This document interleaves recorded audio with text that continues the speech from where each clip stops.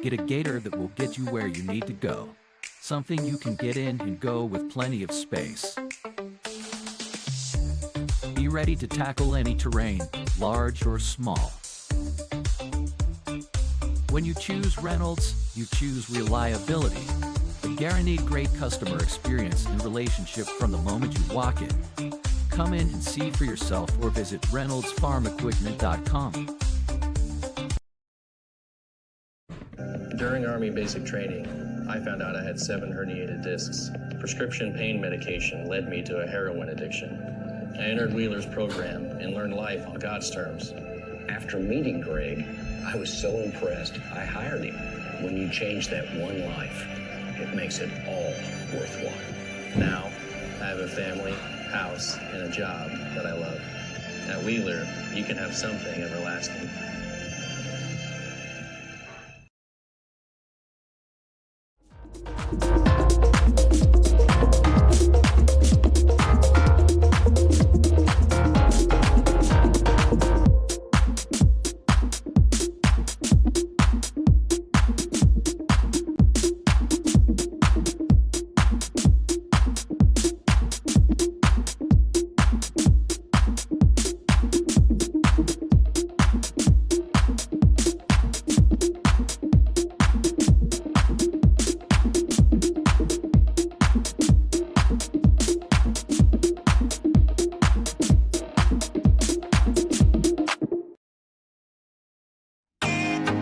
Can't get to a computer? Then we've got you covered. Just go to the IndianaSRN app and stay up to date with all of your favorite teams. You can watch live coverage or relive the experience with our on-demand service.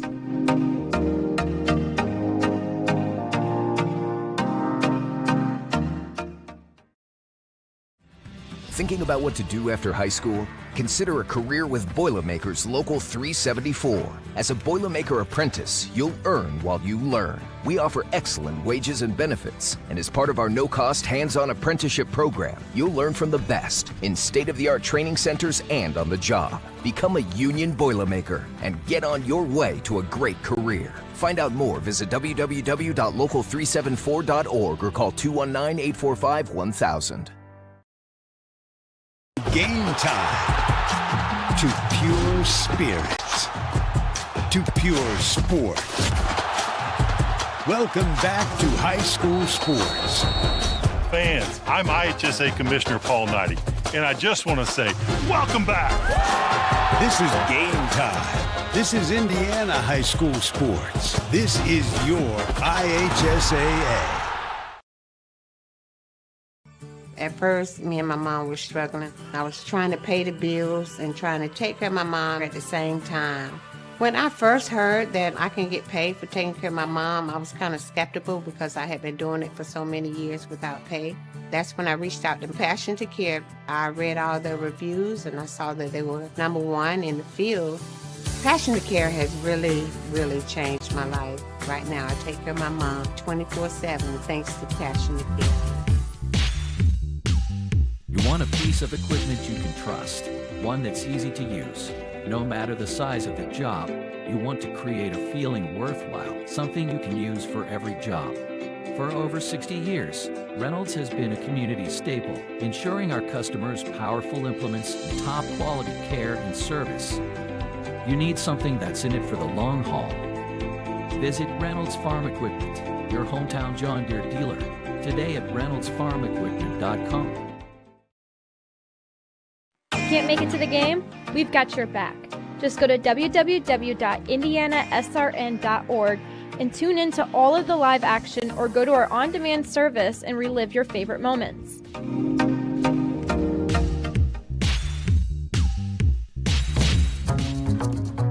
We really focus on modern application development, DevOps, so automating the whole process of delivering your solution, and cloud architecture. is very important for mid to large companies to have cloud partners, because you can't possibly have all the talent you need to address the complex ecosystem of the cloud. We advise them on all parts of their business. And then when things are defined and we see a clear goal, Clean Slate also then goes and does the work. We have a team that is very passionate about what they do. We love to solve complex problems, and there's a lot of companies out there that will avoid, getting involved in those things.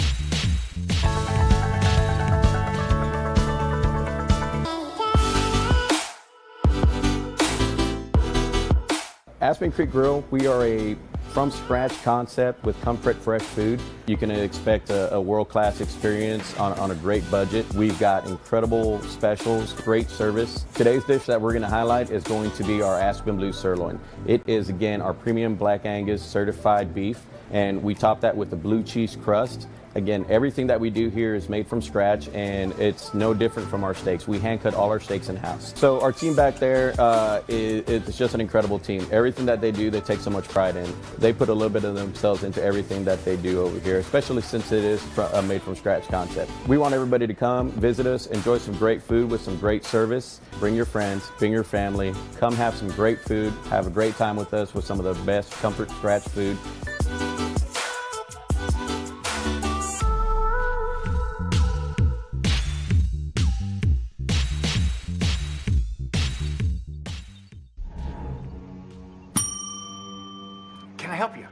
Yeah, I'd like to order a hamburger, fries, salt, maybe a large vanilla shake. This is a trophy shop, can't you tell? You got carry out? Everything that you need, we have here at the shop. Very unique. You order today, carry out tonight. That's our version of carry out. All right, I'll take one of everything. Oh, that may take a little longer. We'll have it for you tomorrow night. I'll be back tomorrow to pick it up. We'll be waiting for you.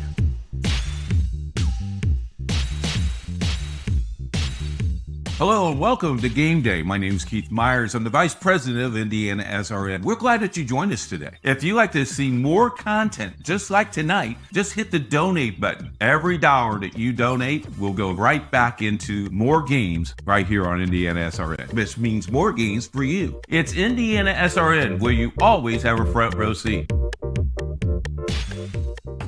Hey, Indiana. Let's clear the air about vaping. Glue, rat poison, paint. We all know these products contain poisons like formaldehyde, arsenic, and lead. And these are just a few of the chemicals you'll find in e-cigarette vapor. Let's clear the air, Indiana. Don't puff this stuff. Visit don'tpuffthisstuff.com to join the fight and spread the word.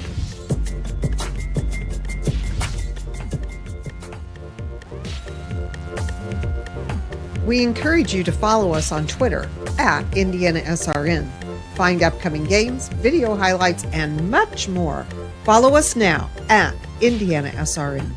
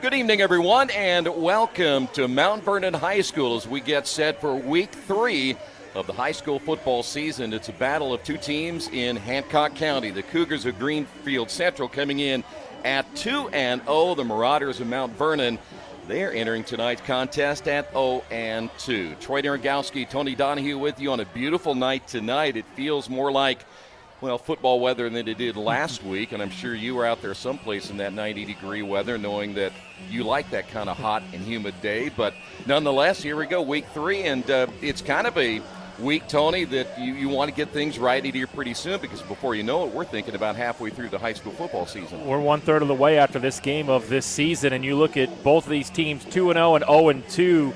Mount Vernon happy to be home. They go on the road the first 2 weeks of the season. They lose to a 5A and a 6A opponent. Now they come home and they're looking to avenge a loss last year when Greenfield Central beat them 41-35. And you're right, you were at a point now it's conference time. We are here, Hoosier Heritage Conference play. Those mistakes, those false starts, those holding penalties, there's no excuses now. You've got 2 weeks of actual game prep, actual game film, and actual game time. Those mistakes should be behind you. So I think tonight you're going to have to be disciplined, especially on defense, because both these teams like to run the football. No doubt about it. Well, let's talk about Greenfield Central. Again, 2-0 on the season. They have not played the same kind of schedule, as you mentioned, what Mount Vernon has done so far. We'd had that Beech Grove win at 50-8. Then they knocked off Greensburg 35-0. Schedule, again, has not been the same, but they're still a very quality football team. Yeah, and, 2 weeks into the season, if you're head coach Knowlton, you're going, okay, how do we replace some of these key losses? When you have a linebacker go to Army and a tight end go to Georgia State D1, let's go to the anthem here before the start of this kickoff.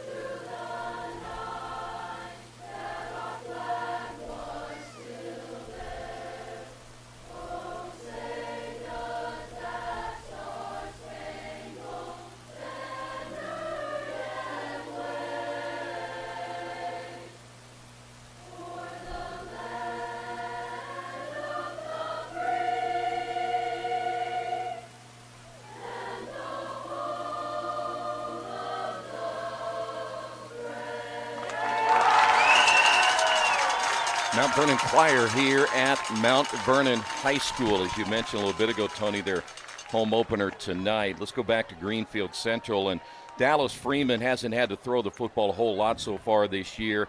Their running game, you look at the numbers in 2 games, and they're not really standing out very much simply because they played with so much of a short field, and they've been able to score a lot of points on defense. Yeah, and really you can see that in the stats when you look at Freeman. He's only thrown the football 16 times this year, and they've only carried the ball 36 times in 2 games. I mean, that's one game type stats for a lot of teams around the state of Indiana. So yeah, you're not gonna rely on your defense to score points for you, but of course you want your defense to give you those short fields or get turnovers to keep that momentum offensively. Yeah, and if we look back at the Beech Grove game, there were at least 2 instances where they were able to recover a mixed-up punt and run it into the end zone for 6 points. So special teams really did them service into that win over Beech Grove. With Dallas Freeman, though, the numbers aren't there right now, but he had a solid year last year. And I know as this season goes along and that schedule continues to get tougher and tougher, they're going to count more on what he's able to produce. He's a big kid, has a strong arm. I'll be curious to see how he will develop throughout the year. Yeah, 6'4" senior, 185 pounds. And look, as we know, both of these teams tonight want to run the football, and they want to ground and pound and work their way with that clock. Who can open up that play action and maybe get some open looks downfield might be the difference in this contest coming up here this afternoon. But, yeah, you're right. And you mentioned Greenfield Central, this defense, the linebacking core, Eddie Mullins, Cooper Hinton, some of these guys really make impact plays. Can they continue that, which is what they've already done in the first 2 games of the season? All right, when we come back, we're going to talk about the Marauders of Mount Vernon. They come in at 0-2. We'll talk about them coming up next right here on IndianaSRN. To you.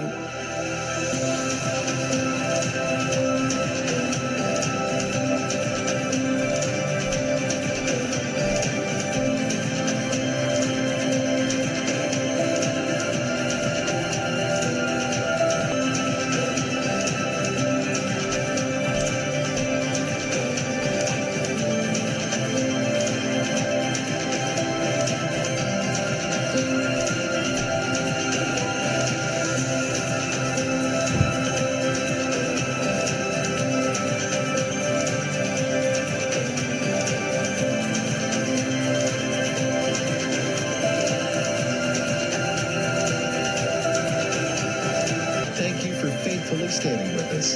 You are truly making a difference in the lives of our neighbors in need.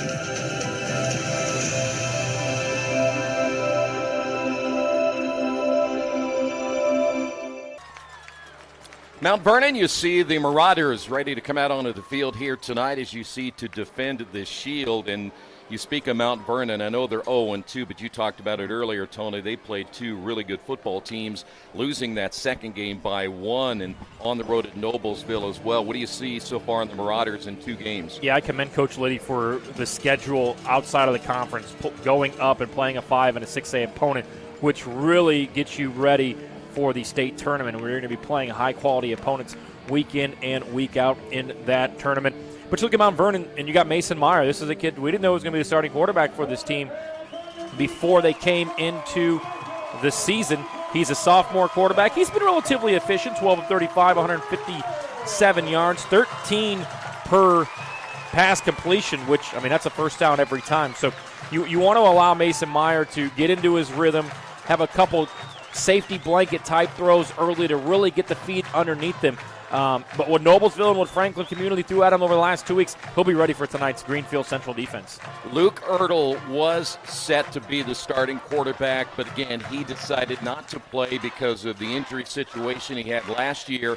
Meyer did play in his place a year ago, but how much does that hurt this offense not to have Ertl? Yeah, I mean, look, it's on any level of football, from Pop Warner in the NFL, it's next man up. Who can step up, who can make the plays, and you've got to pick up your teammate. You're going to have good passes tonight, and you're going to have some passes where you're like, man, I wish I had that back.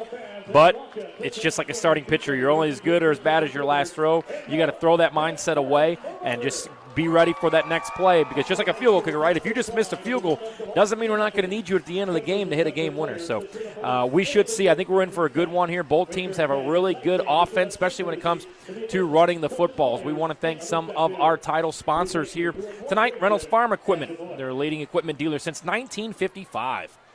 Passion to care, delivering care with more than 24 years of experience. Boilermakers Local 374 represents highly skilled, highly motivated workers in the fields of construction and metal fabrication throughout the state of Indiana. And our friends at Wheeler Mission. For over 125 years, Wheeler Mission has been a pillar in the Indianapolis community. Longtime sponsor, Burtner Electric, your trusted electrician partner since 1986. The Morales Group, we're in business to create a better future for you and your family. Northwestern Mutual, inspiring people to repeatedly take action on their financial goals. Indiana Laborers District Council, the 12,000 Hoosier men and women with Laborers District Council and affiliated local unions that build Indiana. We are LIUNA. And IndianaSRN, the sports page. Follow the sports page every day for updates and news from coast to coast. Log in IndianaSRN.org and click on our tab. Big one tonight. The Marauders in their home black uniforms, gold pants. That looks familiar to you, Troy, for Greenfield Central. That looks like the mini Michigan Wolverines. All white with blue and yellow helmets here for Greenfield Central. Anytime I see that, I got to go for that team. You know that already, right? Keys to this one as you look at this matchup here tonight. Yeah, I think both teams are going to want to run the football. Who can establish that play action and get those quick crossing routes, those 5-10 yard routes to move the field. Obviously, staying in front of the chains is going to be huge here tonight, but can Greenfield Central's linebackers put pressure on a sophomore quarterback at Mount Vernon tonight? And how does Mason Meyer, that sophomore quarterback, handle the pressure in his first home game in a varsity uniform? Jeliba Brogan, a guy we talked to this season, and he had a great year last year, and I'm sure they're going to count on him heavily again tonight to carry that offense. Yeah, I mean, look, he's the leader, right? He's your workhorse. He can move those sticks for you, and you know, he's going to have to be a guy that says, put the football in my hands. I want it, and I want it as much as I can get it tonight. Again, as we mentioned, Mount Vernon's ran the football 60 times this year in the first 2 games. That's more offense. That's more than offensive plays total that Greenfield Central has ran. So as much as you love the fact that your defense got you a lot of points in the last 2 games, this offense is probably going to be on the field longer than they've been in the 2 previous games combined. So we start talking about fatigue. You know, are you in shape? And we'll see what happens here. We're week 3 of the high school football. It is throw the records out, as we talked about, 2-0, 0-2, doesn't matter. One of these teams wants to end the night 1-0 in conference play. Great crowd on hand here tonight as Memphis Blevins, will tee things up at the 40-yard line. And we're ready to get this one underway. Week 3 of the high school football season. A short kick, and there will be a return by one of the upbacks across the 25-30 to the outside 40, 45, and all the way to midfield. Great return for Mount Vernon. Yeah, great blocks up front. He had 3 or 4 blockers ahead of him, got to the edge, got around at about the 30-yard line, just turned on the jets there, got caught up by the kicker there, but cut it back to about the 50-yard line. So great field position here for the Marauders to start their first possession on their home turf in 2024. Gavin Joy on the return will officially put it at the Greenfield Central 49-yard line. Mason Meyer out of the shotgun, and as always, Brogan will get the majority of the carries here tonight. It'll be Brogan left side, and nothing there. He may get back to the line of scrimmage, and that's it. Yeah, I mean, look, he's a wide back, but he's a smaller back. So for Greenfield Central tonight, it's not letting him break tackles. He'll keep those feet churning. He'll lower the shoulder. You've got to be disciplined. You've got to get low if you're Greenfield Central tonight, and don't give up extra yards after that initial contact. Greenfield Central, a 3-man front, but they got 4 very good linebackers. Brogan again over the left side, and he'll eventually be run out of bounds close to the 45. Yeah, that's what he does. He keeps the feet churning, and what you think might be a 1 or 2 yard gain, he just keeps churning for an extra 2 or 3 yards almost every time he has the football. A nice run there to set up a third and about 5. Boy, Brogan is a workhorse, and when we talked to him this summer, he wanted to carry the football a lot, and he's getting the chance to do that here tonight. 3rd down and 6, end around. Got room on the carry, and a 1st down and more inside the 35, and finally brought down near the 32-yard line. Great run. Yeah, DJ Johnson there on a little bit of a reverse play, a little miscommunication, get the defense going right, hand the football off to the left, gets the edge, and he's got some speed, as you see right here, right as he passes the line of scrimmage. A great block there down low as well by Eli Maple to kind of push him forward enough for that 1st down. And here they go, right back to the run game for yet another 1st down as they keep it on the ground there with Brogan. Boy, Brogan able to get some big yards, as you mentioned. Give credit now to that offensive line. Yeah, no, this offensive line early here so far, they've gained 29 yards, all coming from the ground. That just enough for a 1st down on the pickup of 11, and they're just going to keep feeding their back. High snap here. Able to bring it down, though, is Meyer, and Meyer's going to try to find some running room, a stiff arm, and he gets some positive yardage out of it. You know, we talked about Meyer being a sophomore quarterback, and how is he going to handle situations? What an opportunity there. That could have been a loss. That could have been a fumble recovered. He picks it up, stays patient, stays behind his blocker in front, pushes him forward, which knocks the Greenfield Central tackler down, and he gets it enough for a couple yards there. So something in the nothing and a positive gain of 4.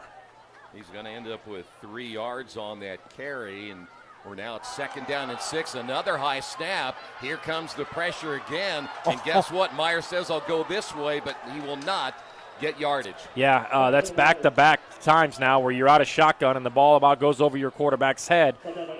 You could make something out of it the first time, but the second time, even though 2 Greenfield Central defenders there went bowling pin action and fell over each other, now you've got a 3rd down and long. I think you're in 4-down territory here, depending on what you pick up on this 3rd down. I mean, you're right at the 27-yard line.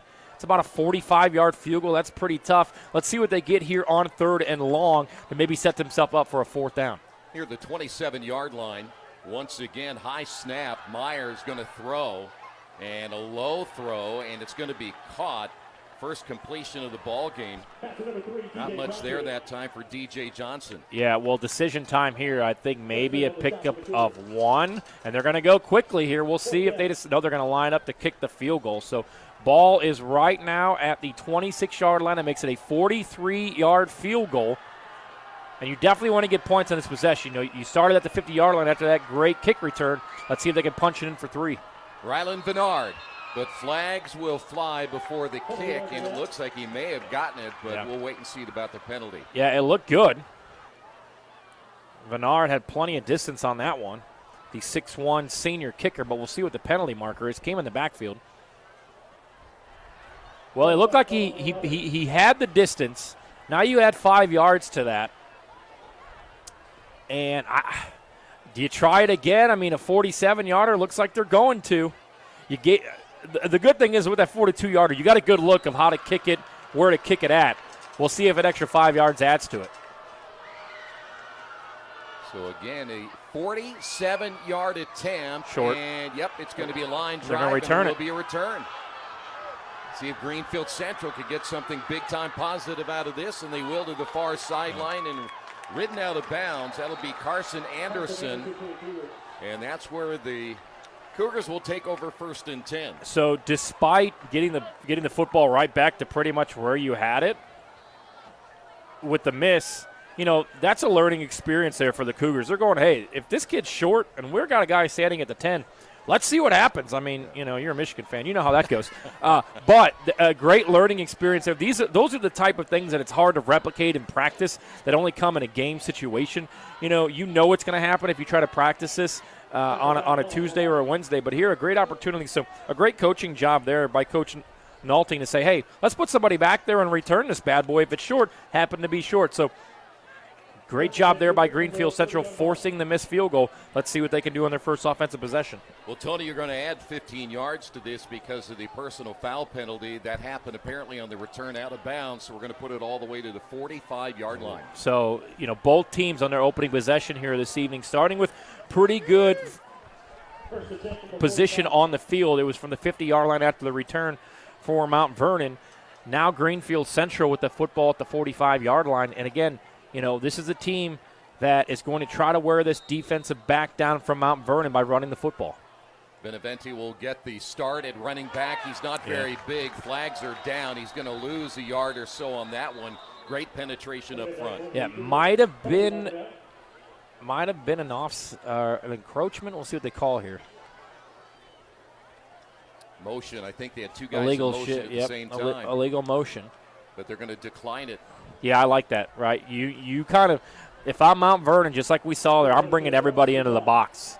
I'm going to have 7, 8, 9 guys right there to try to stop this rush because, look, we talked about the stats. What they've thrown the football 12 times this year in 2 games, against Beech Grove and Greensburg. So I think Mount Vernon's going, look, if you're going to beat us tonight, it's not going to be on the ground. It's going to be in the air. So you can see here, 2 in the box, blitz coming. They got a good spot, too, by the way. No loss. And a keeper by the quarterback, though I think he wanted to hand it off. Yeah, there's going to be a lot of option, a lot of quarterback keeper type stuff, and it's split-second decision, right? If you're Dallas Freeman, do you keep the football or do you hand it off? And really, Troy, as you know, that's kind of a feel thing. Do you feel the blitz coming from the right that you could take it to the left and maybe get some positive yards? Are you feeling that you're going to get sacked if you keep the football, you hand it off? So first third down of the night here for Greenfield Central, and it's a 3rd and long.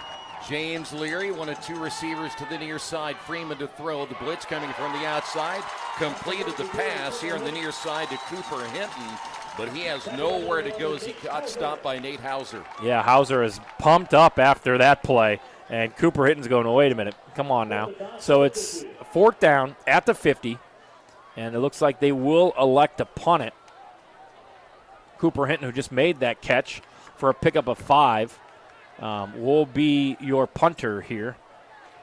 We want to thank Reynolds Farm Equipment. They're the leading equipment dealer serving farmers, homeowners, landscapers, and commercial contractors throughout Indiana. Nothing runs like a deer. 317-894-0810.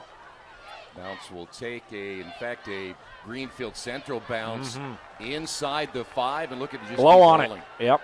Man, down to the 3-yard line.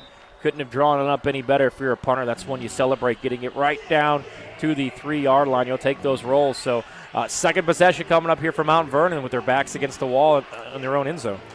I would imagine you have to be encouraged if you're Mount Vernon's defense because, again, we've seen Greenfield Central, and they can put up some big points. Yeah, and I think here, you're starting at the 3-yard line. 1st and 10, you want a nice, clean handoff here. We've seen some struggles with that shotgun snap. You don't want that to happen here, Troy, because then it's obviously a safety. So we'll see if they go for a shorter snap here to maybe just hand it off and try to push that pile forward. They will definitely go under center here because you don't want to fumble it into the end zone. Trips to the right, they will throw. Meyer in the end zone. He's got down the middle, and picked. It's going to be intercepted. There will be a return at the 30, 25, 20, outside 15, 10, and finally brought down near the 6-yard line. Our first big break of the ball game, the interception by Zach Waterman. Yeah, Waterman just went up and got it. I like the call there on first down. You come out of under center and you throw it. You had 2 wide receivers, as you see here. If the ball was 4 or 5 yards in the air, that would have been a 97-yard touchdown. Instead, it is an interception, and a great job there on the backside by DJ Johnson, kind of doing the DK Metcalf and coming back and getting and stopping them from scoring, because look, maybe you only hold them to 3 here. That could become big, but the first big mistake of the game, and Greenfield Central is looking to capitalize. Football at the 5. Here comes the blitz once again. The keeper by the quarterback, Freeman. He may get down to about the 2-yard line. Yeah, I like the play there. Keep it yourself. You had the edge. You get down to the 2. You've got 3 more times here to punch in. I don't think you're settling for 3 inside of the 3-yard line. You're going to go for it here if you get the 4th down. But 3 more attempts to try to push this in for the first score of the night. By the way, that offensive line, not 1 senior, 2 sophomores, and 3 juniors. So it'll be 2nd and goal now. We'll put it at the 2-yard line. And I'm running it right behind Jacob Hoover here, number 55. You're going to have to come and bring it back, because you had 2 guys moving at the same time. Yep. And they knew it right from the very beginning. So now it kind of opens it up a little bit. And that's the 2nd time we've seen that illegal shift be called. It does kind of open you up a little bit more, though, right? When you're inside of that 2-yard line, it's basically like, okay, you can only run so far and make a man miss within 2 to 3 yards of being in the end zone. So still 2nd and goal here from the 8. You're not out of it. You've got some big guys up in front: Keegan Brown, Jacob Hoover, Ryan Lee, Sean Hopkins. Let's see who they follow to try to punch this in. Blitz once again, and the carry by Cooper Hinton over the left side. He will get back inside the 5 to the 3. Into the red zone, brought to you by Morales Group Staffing. We're in business to create a better future for you and your family and for the community that we all share. We can match you with the right career or hire the right candidate for your company. 317-472-7600. So now 3rd down and goal. 3 in the backfield. I love it. Touchdown. Great play there by Dallas Freeman to keep it. Everybody went for the running backs, and for the first time on the evening, the Cougars behind Dallas Freeman find the end zone to go up 6-0, brought to you by the Grill. And it shows you what happens when you turn the ball over. Yeah, especially when you can return it like that all the way deep down, and so we see them possibly going. Oh, that was the replay. Let's see what they do here. I think you still kick it. Yeah, they'll do that whole offset and then reset to the middle. No, they're going to snap it. They are. This is some Colt stuff, but it's going to work. Into the end zone goes Cooper Hinton on the keeper, and it's 8-0. I like it. You're on the road. You got the momentum. Why not?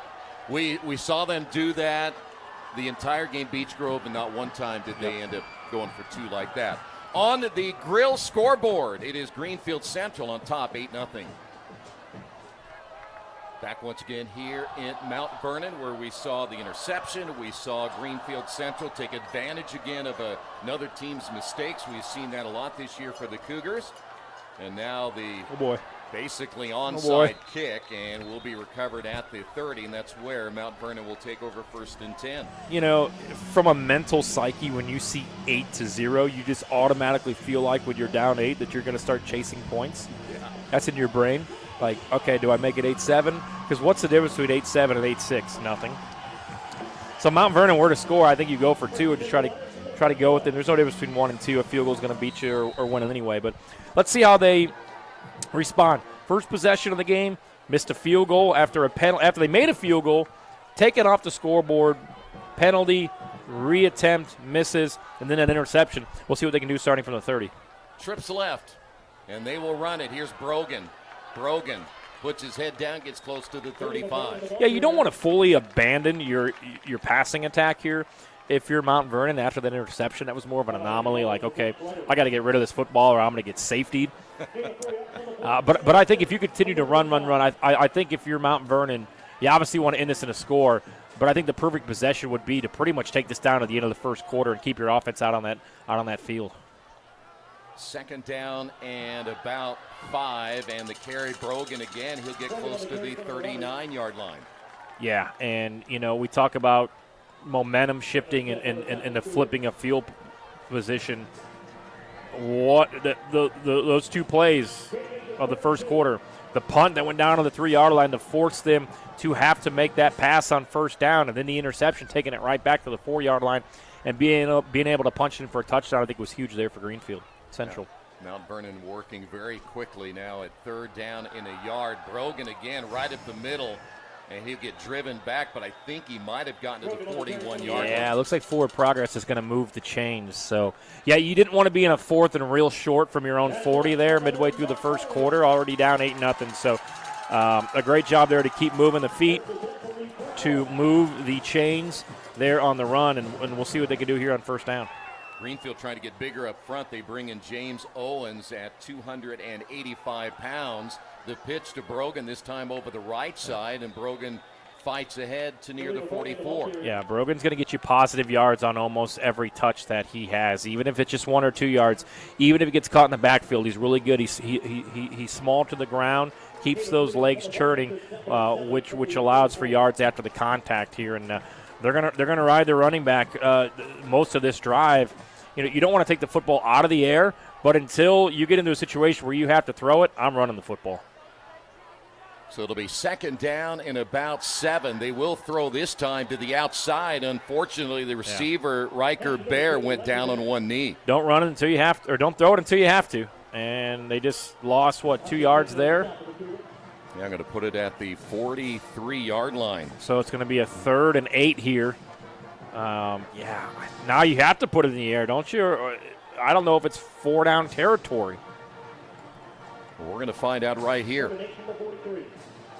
I would like to see maybe a delayed handoff here and a misdirection. They will throw to the outside. Ball will be caught 50 down to the 49, and it'll be a first down on the reception. Davin Williams. Yeah, nice play action there. Roll out. Nice, easy, as we talked about in the outside of this one, Troy, a nice, easy safety blanket type pass. Nice little pitch and catch. Hard to screw up. Get the first down. First reception by Williams here tonight. It was that extra push that got him the first down. Yeah, and then here we're going to throw it again, and you're just going to have to simply throw it away as the defensive pressure got to him. So an incomplete pass that time by Meyer. Everybody covered downfield. It'll be 2nd down and 10. By the way, Tony will have updated scores brought to you by The Grill. We want to say hello to Robert from The Grill. He is now a sponsor of our scoreboard. You see right there at the bottom. And not as many big games this week as we saw the first 2 weeks, but there are some interesting matchups. Yeah, a lot of schools from here in Indianapolis going to Louisville and Cincinnati to play bigger schools and get that experience. So it'll be interesting to check in on some of the scores here throughout the evening. Meyer on the keeper. See if he got to the flags coming down on this one at the 47-yard line. And this may go against Greenfield Central, though they thought it was continuation of the play. Cooper Hinton, you see right there, number 0, one of those fine linebackers. So we're going to add 15 yards to this one. Tied up at 7, brought to you by The Grill, number 21, Columbus North. And Southport tied 7-7. Arsenal Tech down in your neck of the woods, 7-0 in the first quarter. Monrovia with the lead over Cardinal Ritter, 7-0 as well. So Mount Vernon, Tony, the second time now they've gotten very close to the red zone and another opportunity. Yeah, and you want to get points here, whether that's 7, 8, or 3. You left 3 points on the board early in this quarter.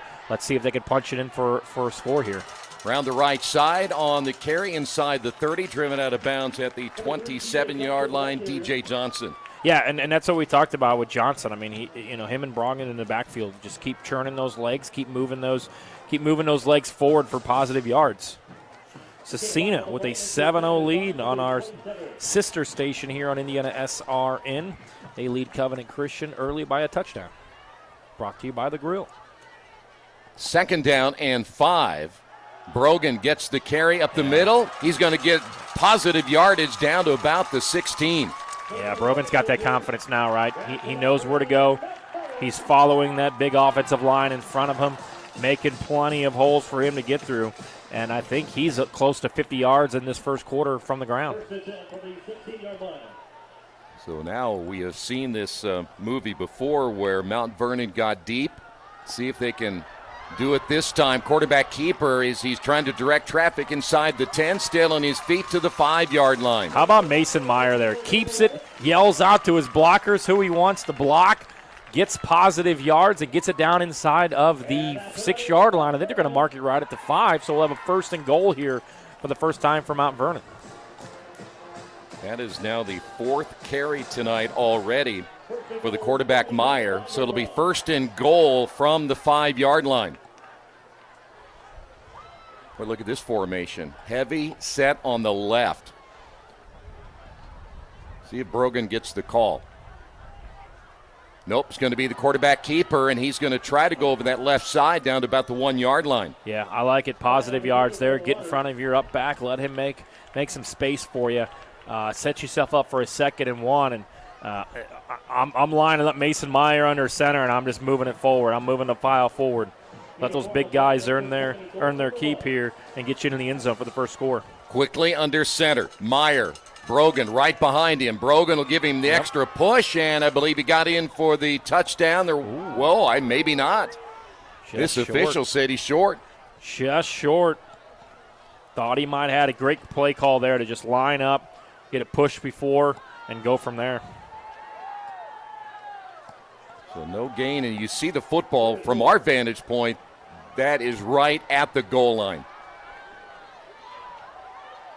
Let's see if they'll go again with Meyer. It's officially at the 1. They'll do a little reverse to the right side. Touchdown, DJ Johnson. Yeah, just a track meet there. Quick sprint to the end zone for Johnson, and he pushes it in for the touchdown. Tony, you have to be impressed if you take away the high snaps on that last drive that they've gone down and basically had their way with this Greenfield Central defense. Yeah, this could be a 9-8 game right now. We'll see if they chase the points and go for 2. Looks like they will to try to tie it up. But, certainly impressed. They've been able to impose their will, especially here on the ground in this first quarter. Johnson in motion. High snap once again over the right side. 2-point conversion. Mason Meyer into the end zone. 1:17 remaining here in the opening period of play. On the Grill scoreboard, we're tied at 8. Piece of equipment you can trust. One that's easy to use. No matter the size of the job, you want to create a feeling worthwhile. Something you can use for every job. For over 60 years, Reynolds has been a community staple, ensuring our customers powerful implements and top quality care and service. You need something that's in it for the long haul. Visit Reynolds Farm Equipment, your hometown John Deere dealer, today at reynoldsfarmequipment.com. Get a gator that will get you where you need to go. Something you can get in and go with plenty of space. Be ready to tackle any terrain, large or small. When you choose Reynolds, you choose reliability. A guaranteed great customer experience and relationship from the moment you walk in. Come in and see for yourself or visit reynoldsfarmequipment.com. Yeah, welcome back. We want to thank Passion to Care, delivering care with more than 24 years of experience as a prestige healthcare company. Passion to Care is driven by decades of expertise and a drive to go above and beyond. Call them today, 317-537-1811. New ball game tied at 8 following that interception and the return in the score by the Cougars. Mount Vernon coming back as a short kick. One of the upbacks on the reception of that one returns it to the 33-yard line, and that's where the Cougars take over 1st and 10. Yeah, I really like that drive. I mean, how are you going to bounce back after you drive deep into Greenfield Central's territory, come up with no points? Then you throw the interception, which sets up Greenfield Central at the 5. Great job there by the offense to maintain confidence. They made some completions through the air. They had some misdirections, some quarterback runs, found themselves in the end zone, and then answered with that 2-point conversion, and we're all squared at 8.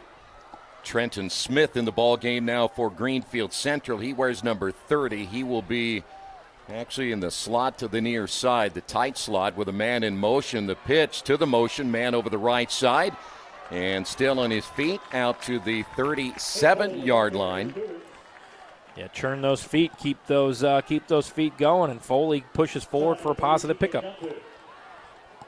For Foley, that is his first carry of the night. We saw Benavente early. In fact, he only had the one carry, and that was it. He ran extremely well in their win over Beech Grove. He will stay in the backfield. 2nd down and 6 as we see the clock running down here in the opening quarter. High snap. Freeman's going to have to take it himself, and he's going to get to the 39, maybe 40, but that could have been a disaster. Yeah, just a high snap there. We've seen it on both sides of the football. High snaps can be disastrous.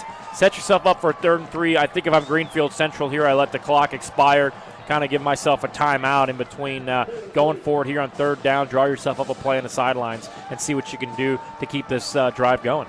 Great ball game so far. We're tied at 8 on the Grill scoreboard.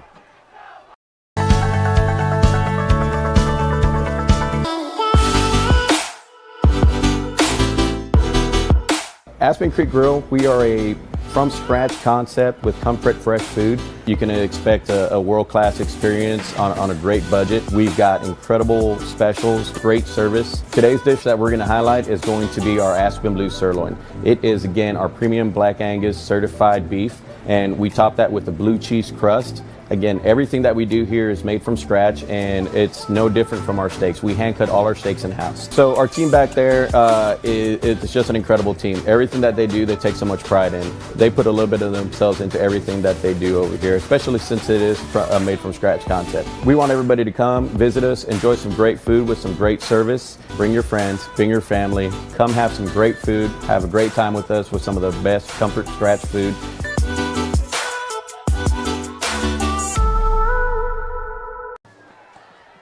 Welcome back to Mount Vernon. Through 1, we are tied at 8 apiece. We want to thank Make a Difference. Help us put more student athletes on TV by logging on to IndianaSRN.org.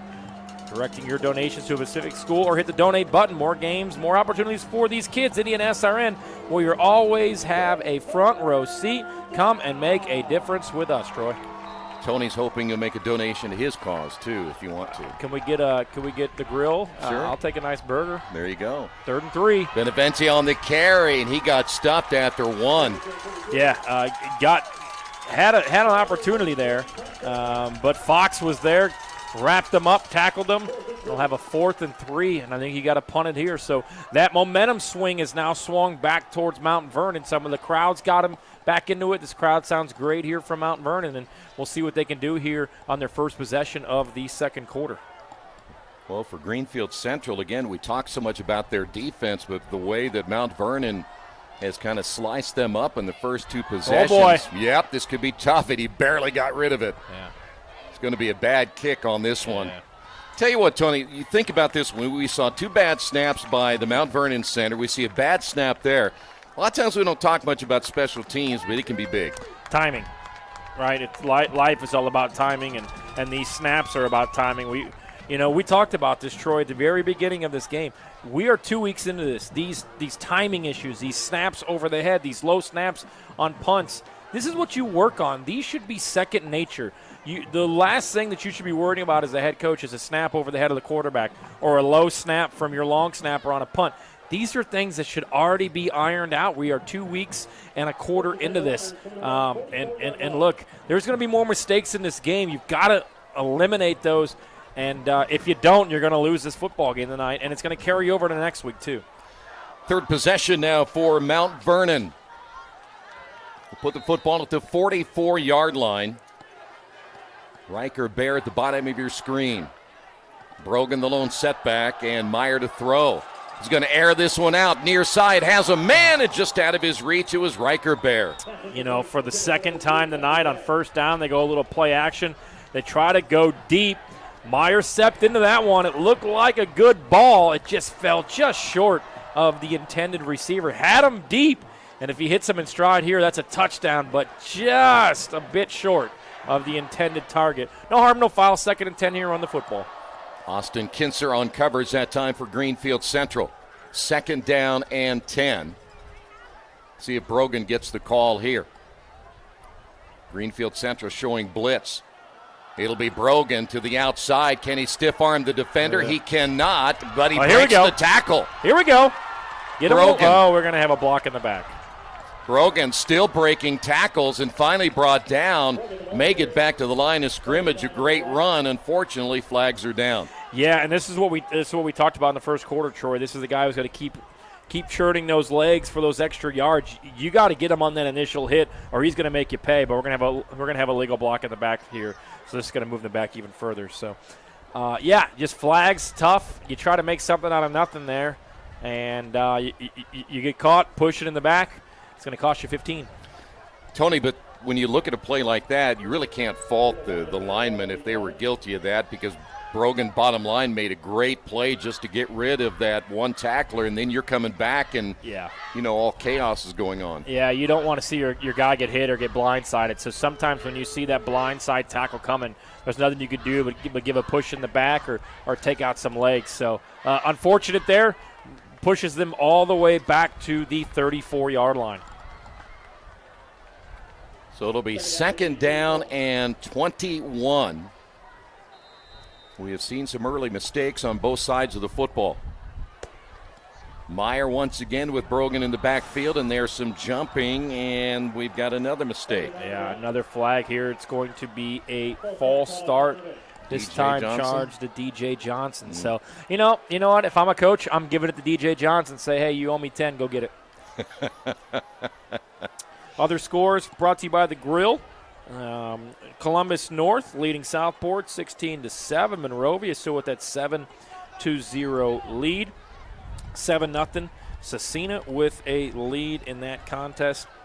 Hamilton Southeastern and Avon in the second quarter, they are scoreless. 2nd and 25 now for Meyer. Here they come. He will throw to the sideline, and we've got contact and no flag here.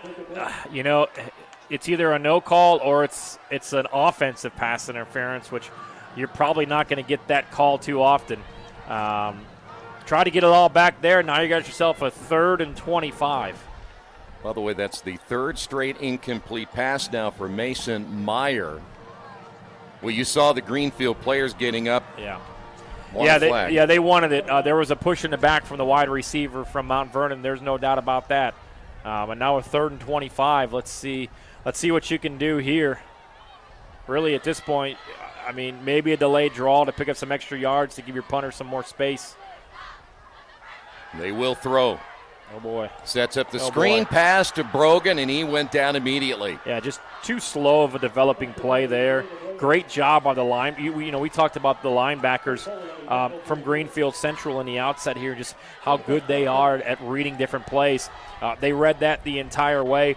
Shout out to Peyton Foley. He's one of those linebackers that was right there that snuffed that play out. Now they'll have to punt it inside their own 30. Yeah, they ended up losing a couple of yards on that pass play, so it'll be 4th down and a long way to go, so they'll have to give it up. First possession they've had where they didn't drive the football. Boy. The other thing, Tony, they didn't really run it that much either. Yeah, they got themselves via the penalty flag into a 1st, 2nd, and 3rd and 25 situation, and they kind of hit the panic button as far as trying to get it all back in one play. Sometimes, when it's 8-8, early in that second quarter, you could take those risks, see if you could break something.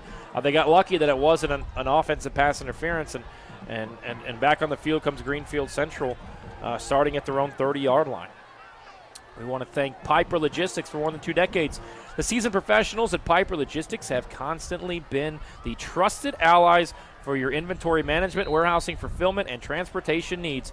Give them a call today. Ride with us, 317-396-1023. Freeman to throw, short pass sideline, and still on his feet, 45, and a 1st down and more near the 50. Yeah, great little pitch and catch there. Cooper Hinton, who's made some catches tonight. Remember, he had the interception and then ran the 2-point conversion in. Nice little quick about 8-yard route there. You'll see him stop, come back to the football, and then he does the rest with his feet. Second reception by Hinton. That one good enough for 20. Noblesville and Fishers scoreless in the second. Another pass to Hinton to the outside to the 46-yard line. That'll be a gain of 3. Yeah, we talked about safety blanket. Cooper Hinton is certainly that player here. 2nd down and 7. So far, Freeman 4 for 4 in the passing department. He'll look to throw again. Over the middle, ball will be caught, dropped immediately, but a first down, and it'll be down to the 37-yard line.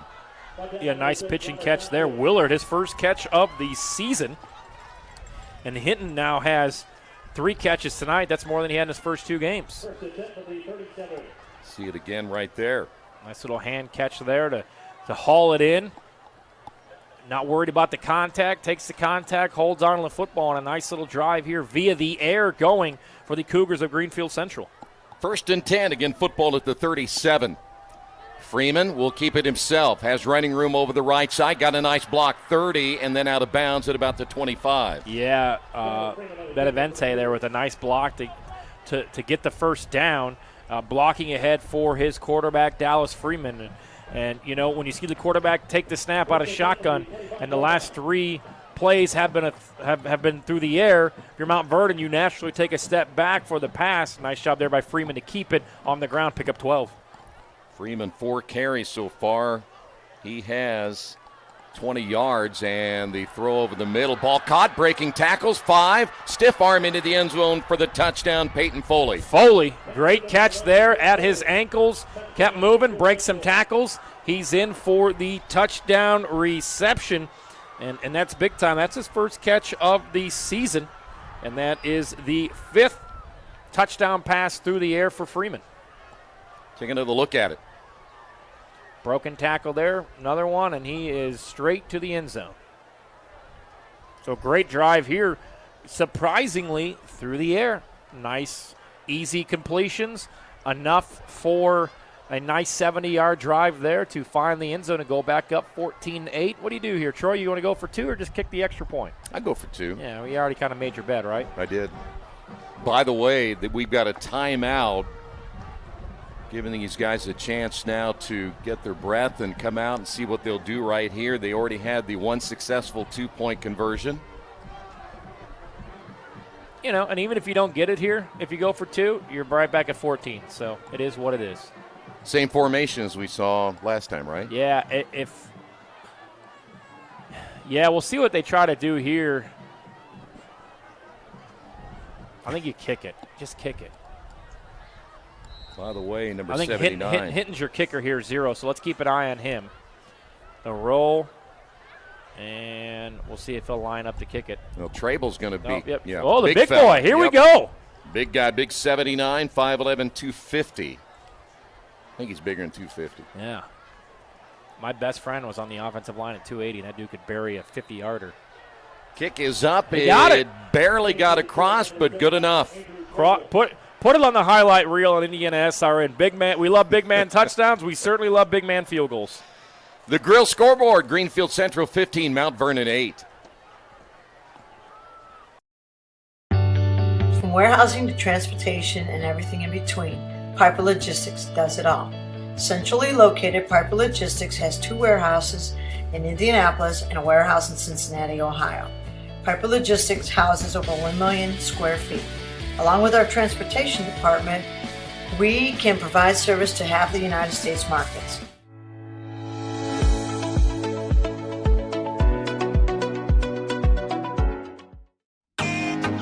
Can't get to a computer? Then we've got you covered. Just go to the IndianaSRN app and stay up to date with all of your favorite teams. You can watch live coverage or relive the experience with our on-demand service.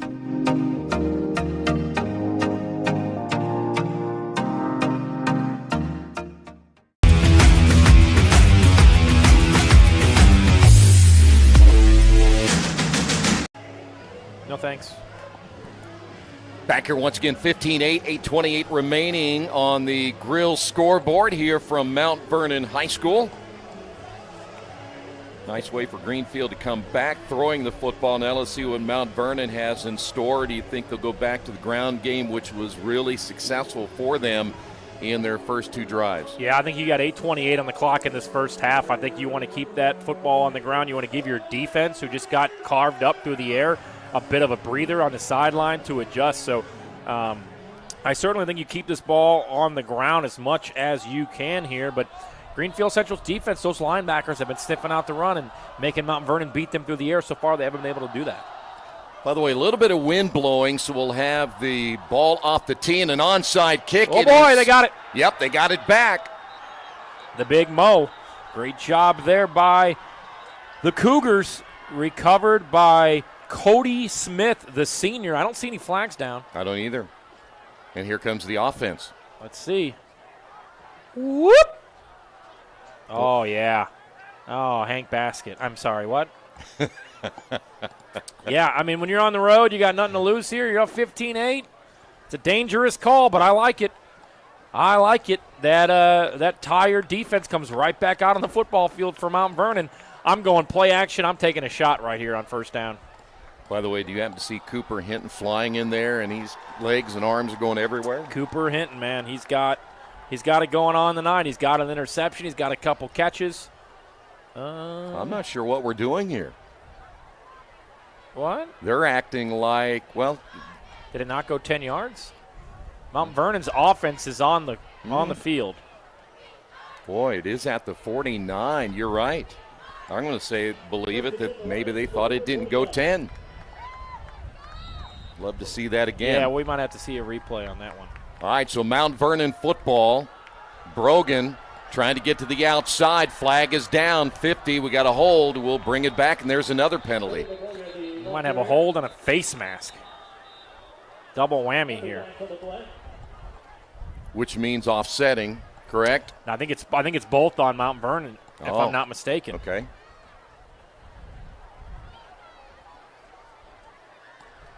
So there's the hold. And they are offsetting, yep. All right.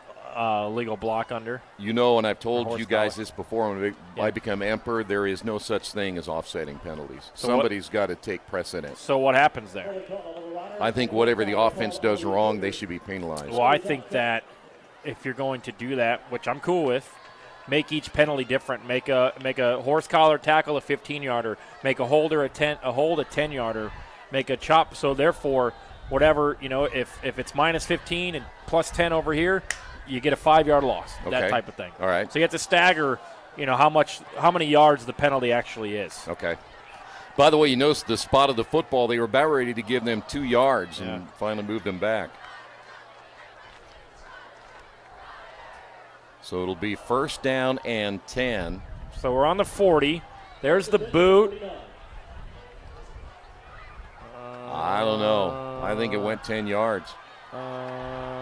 What? Didn't it go 10? I think it went more than 10. I thought so, too. I would love to get an explanation any further on that of what happened. You know me, Troy. I'm usually not speechless. I don't understand how that was not a successful onside kick. Second down and 11 following a loss of a yard. Ball completed near side to Gavin Joy, and he's drilled out of bounds at the 42. Yeah, nice job by Joy there, gathering it in, looking downfield, getting to the 38-yard line. Set yourself up for about a 3rd and 4 here. Nice easy pitch and catch. I'm sorry, my brain is on that onside kick and how that wasn't a successful onside kick. I don't get it either. Football at the 42. Home cooking. 3rd down and 3. The keeper by Meyer, and he's going to lose yardage. Oh, man, decision time. Look at that, number 0, Cooper Hinton coming in. Yep. Cooper Hinton has been on both sides of the football tonight, an outstanding player. He's got the interception, big tackle for loss there. He's got the 2-point conversion that he converted. Cooper Hinton's been all over on both sides of the football here. We talked about those linebackers in the pregame. Yeah, they're doing a great job for the Cougars. I think you bring the house here. You're not going to return this thing anyway. I bring the house. And they're going to fake it. And it's going to be a home. Penalty on Austin Kinser. Is it a catchable ball? Yeah, that's a good question. It happened so quick. So a big penalty here on Greenfield Central will give Mount Vernon a first down. Yeah, was that catchable? Nonetheless, we want to thank Dynamark. Looking to elevate your brand? Choose Dynamark, your local one-stop shop for all your print, sign, and promo products, including apparel and mailing services. Serving Indianapolis for over 50 years, 317-328-2555. Dynamark, where strong relationships are built through exceptional experience. Down to the 30. Service. Yeah, The pitch, it'll be Brogan. He hasn't had his number called in a while, and he may get a yard out of it. All right, now let's go back and see that replay if possible on that pass interference call. We'll see it here we'll see it here in a second. Yeah, I don't know if that was a catchable football. So it'll be 2nd down and 9. Yeah, you got 6 minutes here. You kind of got bailed out there. You're on a second lifeline here. 2nd and long, and you really need 7 here. 2 receivers here to the near side. Man in motion will reset. And I believe Greenfield Central gets to start the second half. Keeper by Meyer. Meyer finds running room. He will not get the first down. Driven out of bounds near the 23. I'm going to go on my high horse here for a minute. Okay. I went to the Ben Davis Cathedral game to start the season. Okay. Can we limit who we put on the sidelines for some of these teams and schools? I mean, you got somebody's dad out there yelling who's trying to relive his glory days. That was me. Yeah, I mean, it looks like they've done a pretty good job here. But man, sometimes you just got to eliminate who's on the sidelines there. That's going to go against Greenfield Central, and so that'll be a first down. So, in other words, you're telling me all those people on the sideline really aren't credentialed or anything. They just kind of show up. And well, who's going to stop you? I really know. We can walk out there. Nobody notices. Man, yeah, I don't know. But they know you. Yeah. So just could easily get hurt out there. First down and 10, football at the 18-yard line. Brogan up the middle. There you Brogan go. at the 5. Brogan, touchdown. You got to hit him, and you got to hit him, and you got to get him down because he will make you pay with yards after the initial contact. He does it there, punches it in from 23 yards out. Well, I tell you what, and it kind of brings up the whole idea again. They had so much success with him running the football early, and they kind of went away from it in their third series. But look at this. We're talking about an 18-yard score, and he just can't be stopped. Yeah. You've got to hit him and get him down on that first initial contact. Extra point is good. 6:10 remaining on the Grill scoreboard, and we are tied at 15.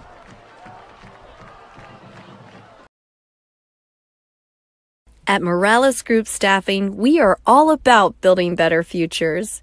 And during these times, we are working hard to put people to work. We are now hiring for hundreds of jobs with pay up to $17 an hour. Visit our website at moralesgroup.net or text JOBS, JOBS, to 317-472-7600 to apply now and get hired today.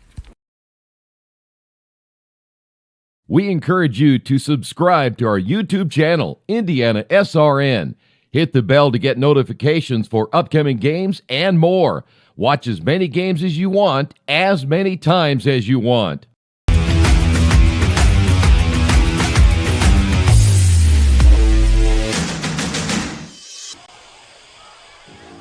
Tied at 15 here at Mount Vernon. We've gone back and forth. We've seen some excellent plays tonight. We have seen both teams make some crucial mistakes, but really kind of the game we expected. Yeah, both teams have done a really good job of answering the mistakes that they have put themselves in, whether it's an interception that was taken back to inside the goal line to, the fake punt that we just saw, which went for a pass interference penalty. So we'll see. I think Keith Myers wants me to call him at halftime to get an explanation on that onside kick. I agree. Some other scores brought to you by the Grill. Carmel with a 20-0 lead over Centerville. Noblesville leads Fishers 7-0. Brownsburg, the number 1 team in 6A, leads the Franklin Central Flashes 21-0. Also going on right now, Cecina on our sister station here on IndianaSRN. We always have a front row seat. Cecina leading 14-0 over Covenant Christian. All right. Here is Dallas Freeman, and before we get a playoff, it looks like Mount Vernon will call a timeout. 6:10 remaining before halftime on the Grill scoreboard. We're tied at 15.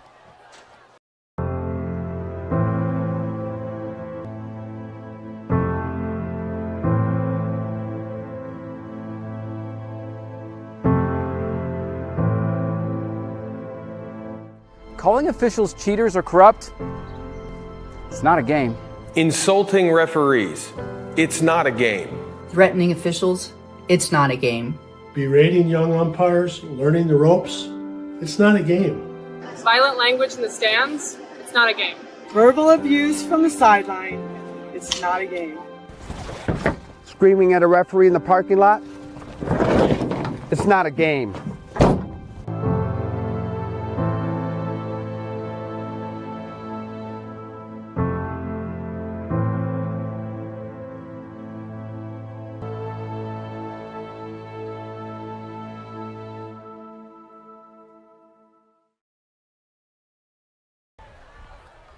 First down and 10 for the Cougars, and they'll run the football, get about 3 on the first carry by Benavente. Yeah, I think if you're Greenfield Central here, obviously you want to take away as much of this clock as possible, knowing that you get the football to start the second half. So can you sustain a drive here, keep that clock going? And obviously the ideal situation would be to leave as minimal time on the clock while scoring in this first half with 5:45 to go here in the second quarter. Second down and 7. The pitch, Benavente over the right side. 25, puts his head down, gets a couple of extra yards out of that to the 27. Yeah, lowered the shoulder there, got down to about the 27-yard line. So about a 3rd and 4 here. I think you could still keep this on the ground. So far, Benavente, 4 carries, only 7 yards here tonight.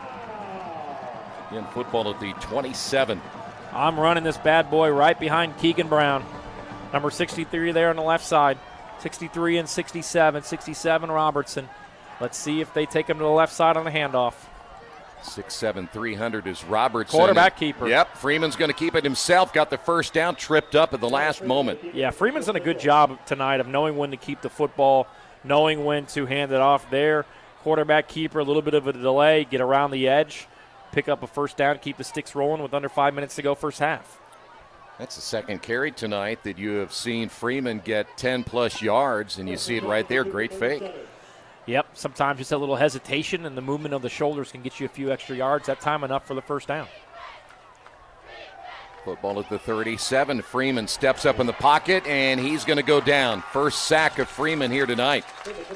Yeah, but I'll say this. You know, the pocket collapse, he did a great job of stepping up, and instead of throwing it under pressure, he just took the sack and went down. Too many times we see quarterbacks try to stay on their feet or make a throw when they don't have their feet set, and that ends in disaster. So sometimes you want to take that sack and just live to see the next down.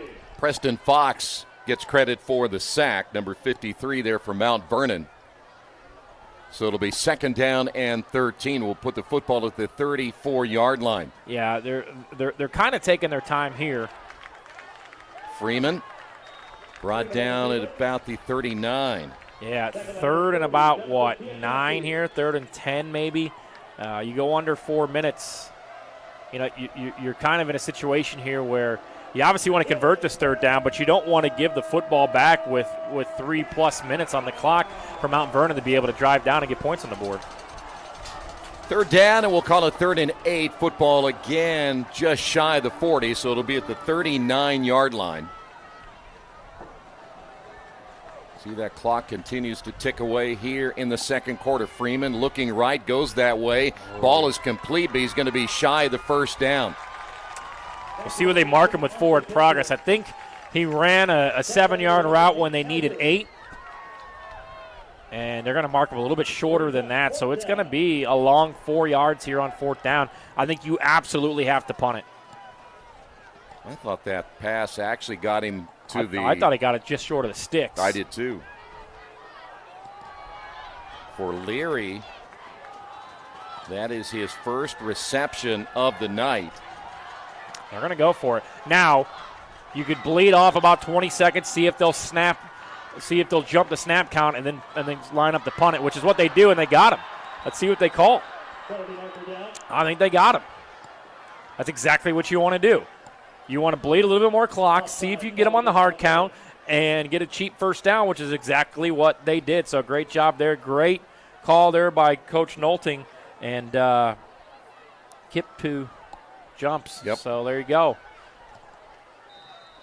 You take those first downs any way you can get them.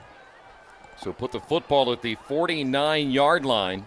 First and 10 from the 49.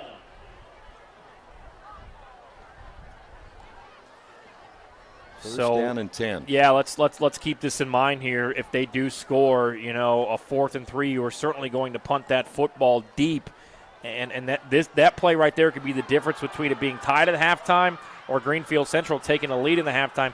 Freeman here on the quarterback keeper picks up 14 and gets out of bounds. Freeman wasn't really willing to go out of bounds, though, was he? Yeah, that extra yard, sometimes you don't need it. Sometimes it bleeds too many seconds off the clock, but he gets out of bounds, stops that clock, and you'll have a first down inside Mount Vernon territory with 2:21 to go. Well, you saw the blitz coming from Mount Vernon, and he read it pretty well. Yeah, just ran right by it. I like to see a little screen here. Maybe see what you can get going. Not this time.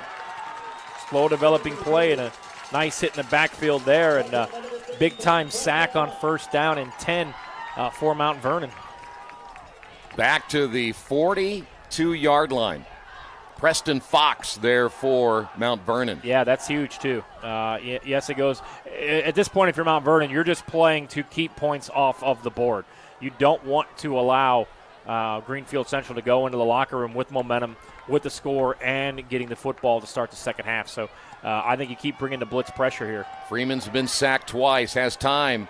Swings it out and then dropped by Cooper Hinton. Yeah, that's the first mistake Cooper Hinton's made all night. I think he heard footsteps and the ball's a little bit behind him. So now set yourself up for a 3rd down and 13. Probably not the worst drop in the world, right? Because it was going to be 3rd and 16 or 3rd and 13, but the clock would still be going, so you might have had to burn that timeout, which of course you can't take with you. That guy sounds just like the guy who yells 3rd down for the Colts. He does. My goodness. Maybe got an extra job tonight. Maybe this is Friday gig. We're going to have to get to the 26-yard line for the first down. Yeah, you don't need to get it all here. I think you're in 4-down territory. Freeman steps up, near sideline, and knocked down. Great defense there. Read the route. Almost had it on the pick. You'd have been going the other way was Robert Dotson, but a great job there of smacking the ball away and setting up a 4th and 16. Man, I think here's the problem with punting is if you punt it away and it's a touchback, it's really only like a net of 20. So at that point, you may as well just try to throw it up for something. They will line up to punt it here. And again, if I'm Mount Vernon, I bring the house. You're not going to return this anyway. What's the worst? Yeah, you don't want to be pinned inside the 5-yard line, but with a minute 35. There's a boot. It's got some hang time on it. I like it. But very short. It went out of bounds. So, again, you had 14-yard, 15, 13, 12-yard difference. Wow. Guy's still walking. Still going. There he stops it at the 34-yard line. The ball was at what, the 42? Ball was at the 42-yard line. Yeah, so an 8-yard net punt, eek. Well, a lot of punters don't do that pooch punt very well. Yeah. They generally are trying to boom it as much as they can. Hindsight's 20/20, right? We're not saying it. If he punts it and you get a nice roll like you did in the first quarter, that pinned Mount Vernon to the 2-yard line, which led to the interception. So I guess it all came out on the wash there on special teams. Football at the 35 with a minute 29 remaining on the Grill scoreboard. All 3 timeouts here for Mount Vernon. Meyer flushed out of the pocket. Now gets rid of it at the last moment. Okay. Ball completed to Gavin Joy. Yeah, Joy was like, look, hey, I'm here. I'm not going to move. I'm on the sidelines. If you can fit it in, I'll catch it and go out of bounds. So a nice little pitch and catch there on the run. Save yourself a timeout as well as he got out of bounds. So now a minute 21. That only took 8 seconds. Yeah, Joy got out of bounds. So a nice job there. 2nd and 4. Plenty of playbook here. Brogan on the carry, bouncing to the outside. Still on his feet. 45, 50, and does get out of bounds. Well, I think if you go into the locker room at Greenfield Central, the first thing you're going to say to your boys is we have to lock down the rushing attack from Mount Vernon, and that comes with getting Brogan down on that first initial hit. How many yards after contact does big number 30 have? He just keeps those legs churning, gets slow, makes some moves, and that would have been a 2-yard loss. Instead, he turns it into a 12-yard gain, picks up the first down. Meyer out on the flat, ball caught out of bounds near side on the reception. Number 3, which is DJ Johnson. Yeah, Johnson, nice job there. Stiff arm, got him free there for about a 3 or 4 yard extra gain. And now with 105, the entire field's open. You got all 3 timeouts here. You just got to make smart decisions here with your sophomore quarterback, Mason Meyer. So far, he's done that on this possession. So the football at the 44-yard line. 105 remaining. Brogan the lone setback. Greenfield showing blitz with a couple of their linebackers. Brogan tried to get to the outside down to the 40. Let's see if they're going to mark him at the 40-yard line. Yeah, they're going to mark him just short of the 40 there. Nonetheless, pick up about, 3 or 4 yards, positive yardage. You're at the 40. Yeah, they gave him 4. Yep, so 3rd and 5 here. Meyer. Yep, wide open. Ball Great caught. Job. 30, 25, 20. Up the sideline and into the end zone for the touchdown. Riker Bear on the quick slant route. Spin move, gets out of it, and a 40-yard touchdown strike with 37 seconds left on the clock in the first half. Great play, especially after the catch by Riker Bear. Yeah, they just went hurry up. Bear got to where he knew he was still going to be open, and off to the races he goes. Well, that's big right there for Mount Vernon. Yeah, that's huge. I mean, Greenfield Central was driving that football down, and they got the stop, came back, and they find the end zone to make it 22-15. 37.1 seconds remaining. Mount Vernon on the Grill scoreboard leads at 22-15. At first, me and my mom were struggling. I was trying to pay the bills and trying to take care of my mom at the same time. When I first heard that I can get paid for taking care of my mom, I was kind of skeptical because I had been doing it for so many years without pay. That's when I reached out to Passion to Care. I read all their reviews and I saw that they were #1 in the field. Passion to Care has really, really changed my life. Right now, I take care of my mom 24/7 thanks to Passion to Care. You want a piece of equipment you can trust, one that's easy to use. No matter the size of the job, you want to create a feeling worthwhile, something you can use for every job. For over 60 years, Reynolds has been a community staple, ensuring our customers powerful implements and top quality care and service. You need something that's in it for the long haul. Visit Reynolds Farm Equipment, your hometown John Deere dealer, today at reynoldsfarmequipment.com. Well, Mount Vernon trying to pull off a upset here tonight, leading at 22-15. Yeah, and they've done a good job of keeping this crowd in it. They've overcame a few obstacles as far as some penalties. A couple snaps in that first quarter going over the head of their quarterback. They found themselves down 8-0 early, got themselves down 15-8, and they bounced back. They've scored 14 straight points here to go up by 7. Keep that momentum on your side, and you don't allow Greenfield Central to score, which they were well on their way. They got a big 3rd down stop there. And then very quickly, a quick turnaround in about a minute 17, Mount Vernon comes right back to score. So, you don't want anything over the top here. You want to go to the locker room up 7. By the way, at halftime, we're going to talk with Braden from the one and only Wheeler Mission, one of our fine sponsors here on IndianaSRN. You going to do the drumstick dash coming up in November? I'm thinking about it, yeah. Benevente on the carry will get about 4. Yeah, I think both teams can tend to go to the locker room here at 22-15. Is that, you said that's run in November? Yeah, that's kind of cold in November, isn't it? Thanksgiving Day. Yeah, I'll have to think about that. Yeah. Timeout is called, I do believe, by Mount Vernon. unless they didn't have the right personnel in there or one less short. I think they were short one guy, because you don't call that timeout with 14 seconds to go. You call that timeout with 36 seconds to go and make them, see if you can get them to a third and long with 30 seconds. And, maybe you bring the house on a punt if you can stop them and get them to fourth down. But with 14 and a half seconds there, that was basically we just didn't have enough personnel in the game. So let's call that timeout and set this thing up. So I think if you're Greenfield Central, you almost just take a knee here. It was Jonah Schroeder who was late coming on. They will put a man in motion and a little reverse off the right side, and on the carry will be Foley. Foley will get out to the 31-yard line. Clock is stopped at 5.7. See if we got a timeout call here with a third and about 6 coming up. Nope, now they'll run it. By the way, Foley making his third carry of the first half. Well, we've seen a little bit of everything here in the first half of play. Yeah, both teams doing a good job of kind of overcoming their own mistakes. It's been a back-and-forth contest. We've seen some exciting plays. We've seen the fake punt. We saw the interception return from Greenfield Central down to the 5. We saw Greenfield Central go to the air predominantly on that one drive where they ended up scoring. But Mount Vernon, with that defensive stop, leads to a quick touchdown. They have all the momentum heading into the locker room here in their first home game of the season.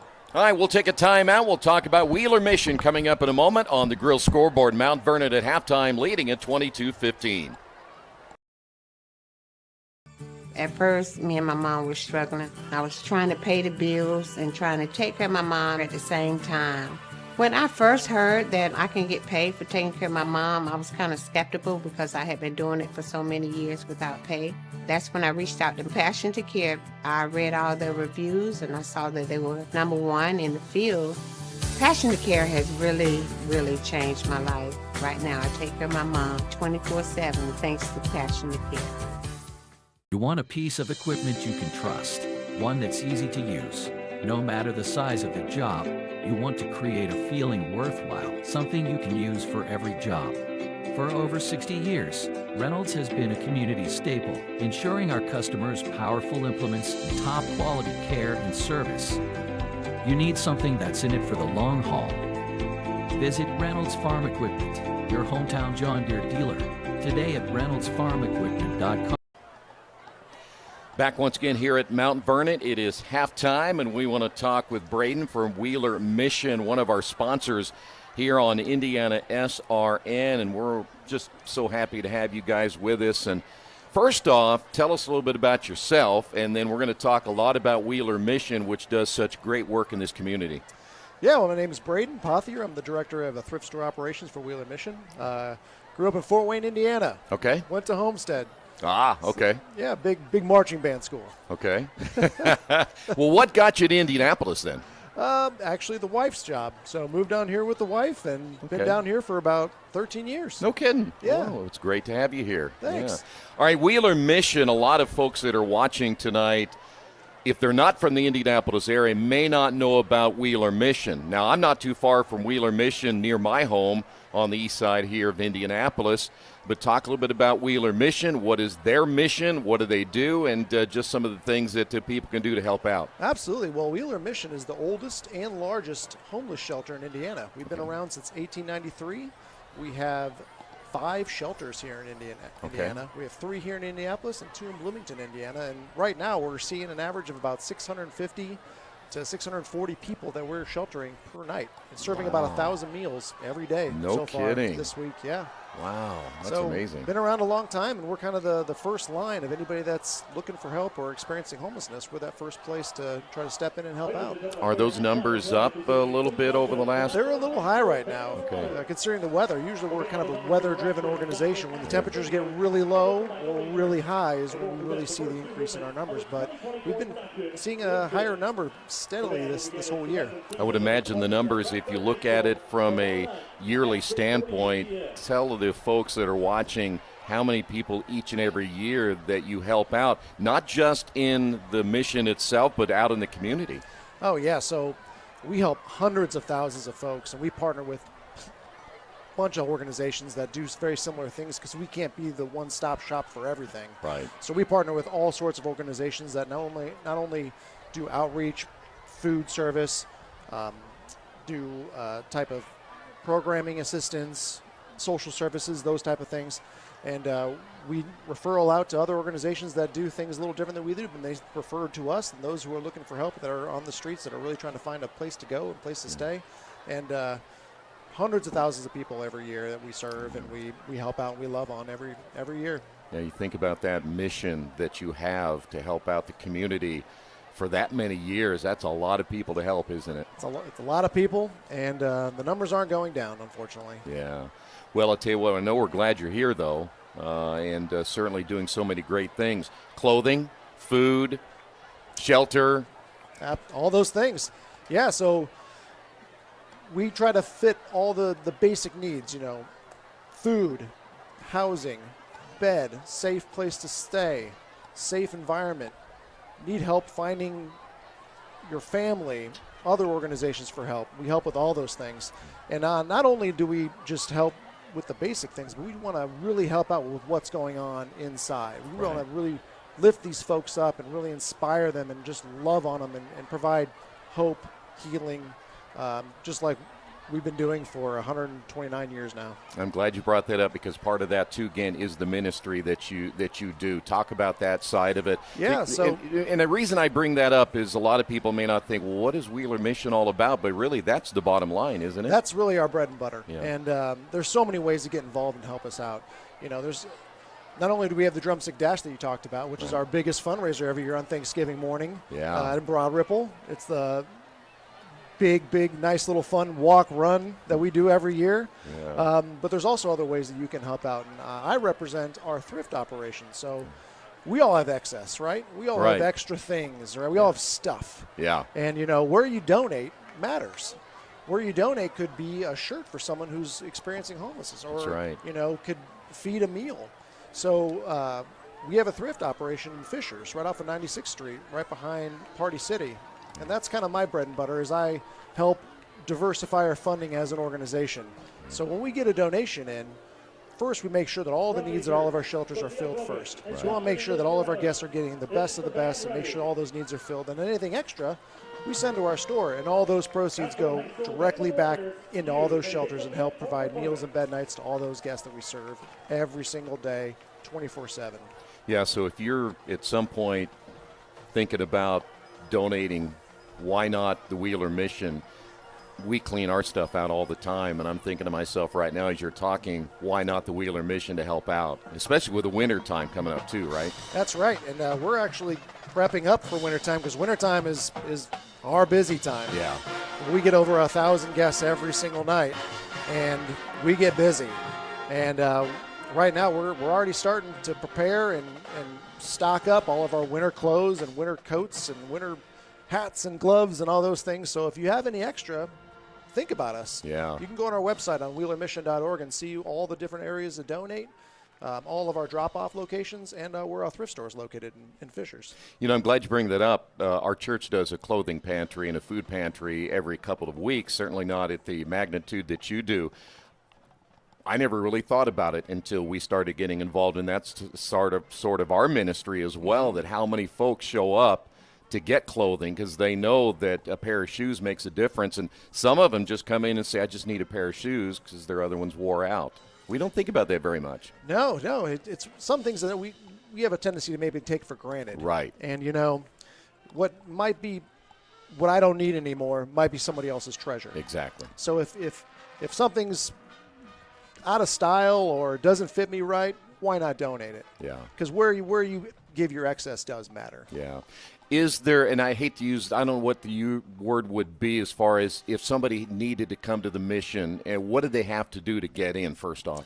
Really, they can walk into any of our sites here. Okay. We have 3 shelters here in Indianapolis. We have our men's residential center, which is right downtown off of New York and Delaware. Yeah. Then we have our men's emergency shelter, which is off East Street and Market, downtown Indianapolis. Then we have our women's and kids shelter, which is on the closer to the east side of Indianapolis on Michigan. Yeah. And anybody can just walk in anytime, or they can give us a call. Okay. We're open 24/7, and we're able to help out any way. If someone has a question, they can give us a call, and someone's always there to answer and provide those answers to anybody that's looking for help. Are you looking for volunteers as well? Boy, we're always looking for volunteers. Yeah.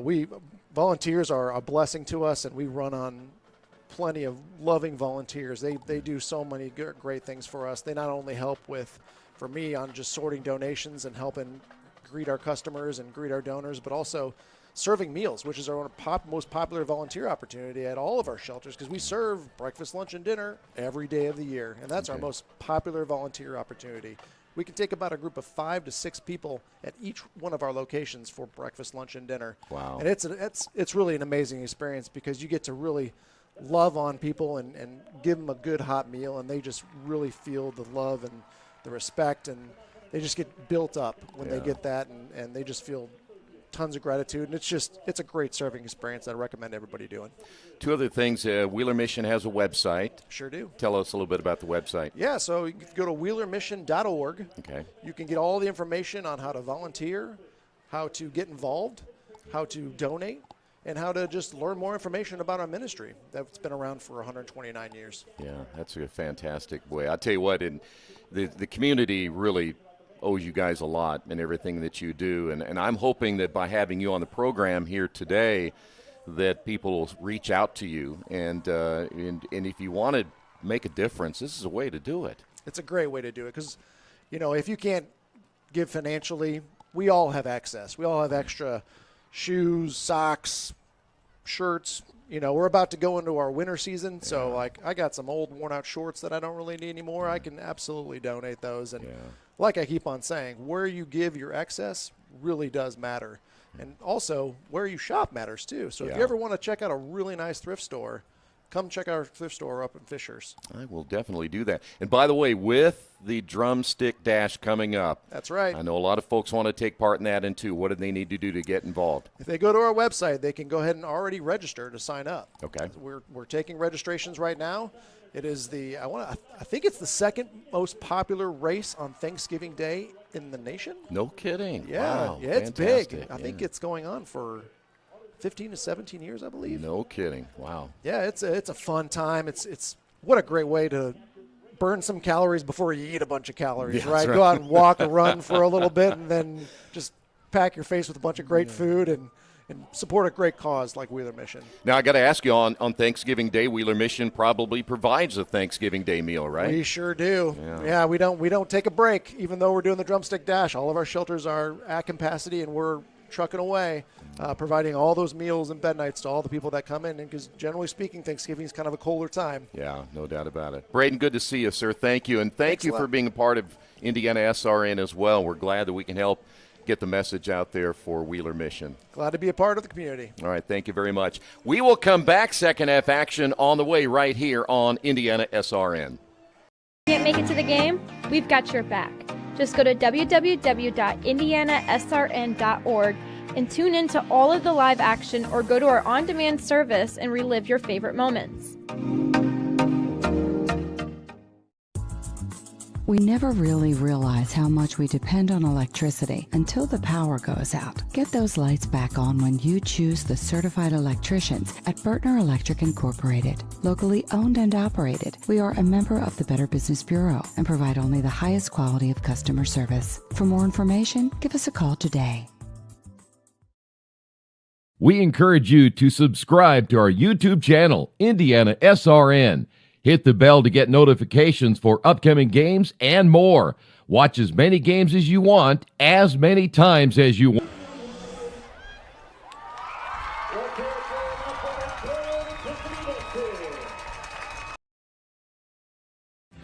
Thinking about what to do after high school? Consider a career with Boilermakers Local 374. As a Boilermaker apprentice, you'll earn while you learn. We offer excellent wages and benefits, and as part of our no-cost hands-on apprenticeship program, you'll learn from the best in state-of-the-art training centers and on the job. Become a union Boilermaker and get on your way to a great career. Find out more, visit www.local374.org or call 219-845-1000. We encourage you to follow us on Twitter @IndianaSRN. Find upcoming games, video highlights, and much more. Follow us now at IndianaSRN. Back once again here at Mount Vernon. We are gearing up for the second half of play. Troy Nargowski, Tony Donahue with you on this third week of high school football, and we've got a good one going here. And you see the, Greenfield Central Cougars, one of the top teams in 4A at 2-0 on the road here for the second time in 3 weeks, and I'm sure they knew they were going to be in for a ball game. There's no doubt. You can't walk into this and think, Mount Vernon's 0-2, and so it ought to be an easy run tonight. That has not been the case. And your thoughts about what you saw now, and what are these two teams going to have to do to make adjustments in the second half? Yeah, I think a back-and-forth affair in that first half. Mount Vernon had some momentum. They lost it. Greenfield Central gained some momentum, a couple mistakes, both offensively and defensively. We saw the penalty flag on the fake punt. We saw the interception by Mount Vernon. Both teams settled in nicely, though. I was impressed by Mount Vernon's defense there late in that first half to get the stop, get the defense off the field, hand the football over to the offense, and then move forward and score that touchdown going into the end zone for the score to go up by 7. They've been down most of this contest. They got down 8-0. They were down 15-7. They've now scored, or 15-8. They've now scored 14 points in a row. Hey, we want to thank our title sponsors here for fall high school football on IndianaSRN. We'll start with our friends at Reynolds Farm Equipment. They're the leading equipment dealer since 1955. Passion to care, delivering care with more than 24 years of experience. Boilermaker Local 374. They represent highly skilled, highly motivated workers in fields of construction and metal fabrication throughout the state of Indiana. Our friends at Wheeler Mission. For over 125 years, Wheeler Mission has been a pillar in the Indianapolis community. Bertner Electric, your trusted electrician partner since 1986. Morales Group, we're in business to create a better future for you and your family. Northwestern Mutual, inspiring people to repeatedly take action on their financial goals. Indiana Laborers District Council, the 12,000 Hoosier men and women with Laborers District Council and affiliated local unions that build Indiana. We are LeUna. And the IndianaSRN sports page. Follow us every day. Updates from coast to coast, high school football, college football. Log on to IndianaSRN.org and click on the IndianaSRN sports page tab. By the way, the first half leaders, let's talk about Greenfield Central. Freeman in the first half, 7 of 9, 68 yards, had a touchdown. That was a 25-yard completion that he had for the score. He is also the team's leading rusher, 9 carries for 38 yards. By the way, Foley had 3 carries for 34 yards in the first half. Mount Vernon, Meyer, 8 of 12, 51 yards. He ended up with the 1 interception early. And then Brogan, 13 carries, 76 yards. He also had the 18-yard touchdown run that put 6 on the board. And then the leading receiver in the first half was Bear, who had the couple of receptions, the one for the 40-yard score. And that's where we stand pretty much in our leaders. Statistically, not a whole lot of big numbers showing up in the first half for either one of these two teams. And we'll get you updated. I don't know if you have some scores you want to pass along on the Grill scoreboard. Yeah, for sure. Before we get to that, you mentioned it. There has been some, that 40-yard touchdown pass. I think if you're Greenfield Central here, you have to tackle. That initial first contact on the running backs from Mount Vernon have to get the running back to the ground. There's been too many times where Mount Vernon and DJ Johnson, as well as Brogan. Brogan's the guy that's going to keep churning. You've got to get him down on that initial contact. Too many yards after that initial contact offensively for Mount Vernon. As far as Mount Vernon goes, limit some of the mistakes that you've made. You put yourself in a couple bad positions, but you really gained some momentum there. Your defense needs to step up here to start the third quarter and hand that football back to your offense up by 7. Some scores: Plainfield 35-0 currently over Mooresville. Elsewhere around the state of Indiana, Danville leads Lebanon 14-10. Cecina 20-0 leaders over Covenant Christian. Elsewhere around the state of Indiana, as we look at scores here, Ben Davis, number 1 team in Class 6A, they lead Pike 28-6. Tech is up 28-0. Columbus North 31-7 right now in the third quarter. And also from here in central Indiana, locally Brownsburg with a 33-0 third quarter lead. Noblesville at halftime is up on Fishers 7-0. Carmel leaves Centerville 20-10. That game is at halftime, and Guerin Catholic over Heritage Christian 32-20. Brought to you by The Grill. Yes, brought to you by The Grill. We want to thank those at The Grill, and thanks to Robert as well at The Grill for being a part of IndianaSRN. Here we go, second half action. Rylan Bernard will tee it up at the 40-yard line. Cougars will get the football to begin this third quarter. High school football week 3.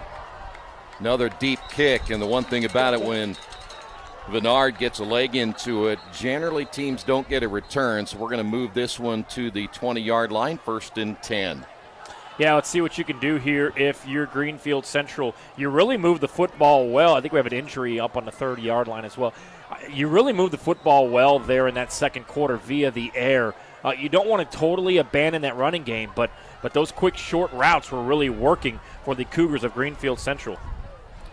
By the way, we did want to mention, too, that the IndianaSRN high school football polls this week in 6A, Brownsburg number 1, followed by Westfield, Warren Central, Crown Point, and Hamilton Southeastern. In 5A, Whiteland, followed by Maryville, East Central, Valparaiso, and Lafayette Jeff. In 4A, New Pal number 1, then it's Chittard, Evansville Wrights, Greenfield Central at number 4, and Leo at number 5. Gibson Southern number 1 in 3A. Then Evansville Memorial, Guerin Catholic, Fort Wayne Lures, and West Lafayette. We get a chance, we'll complete 2A and 1A as well. 1st down and 10. Football again at the 20-yard line. First possession of the second half. And the handoff up the middle. It'll be Cooper Hinton on the carry. Down to the 29-yard line, a gain of 9. Yeah, Cooper Hinton had a big-time first half. He had that interception. He had that 2-point conversion. He had a couple big tackles in the backfield. Nice little misdirection there. Get the first up back going, open up that hole. Nice little pickup there on 1st down to set yourself up for 2nd and 2. Well, Mount Vernon is going to call a timeout already. With only we've only been in action for 27 seconds. We'll take a timeout as well. Mount Vernon on the Grill scoreboard leads it 22-15. Can't get to a computer? Then we've got you covered. Just go to the IndianaSRN app and stay up to date with all of your favorite teams. You can watch live coverage or relive the experience with our on-demand service.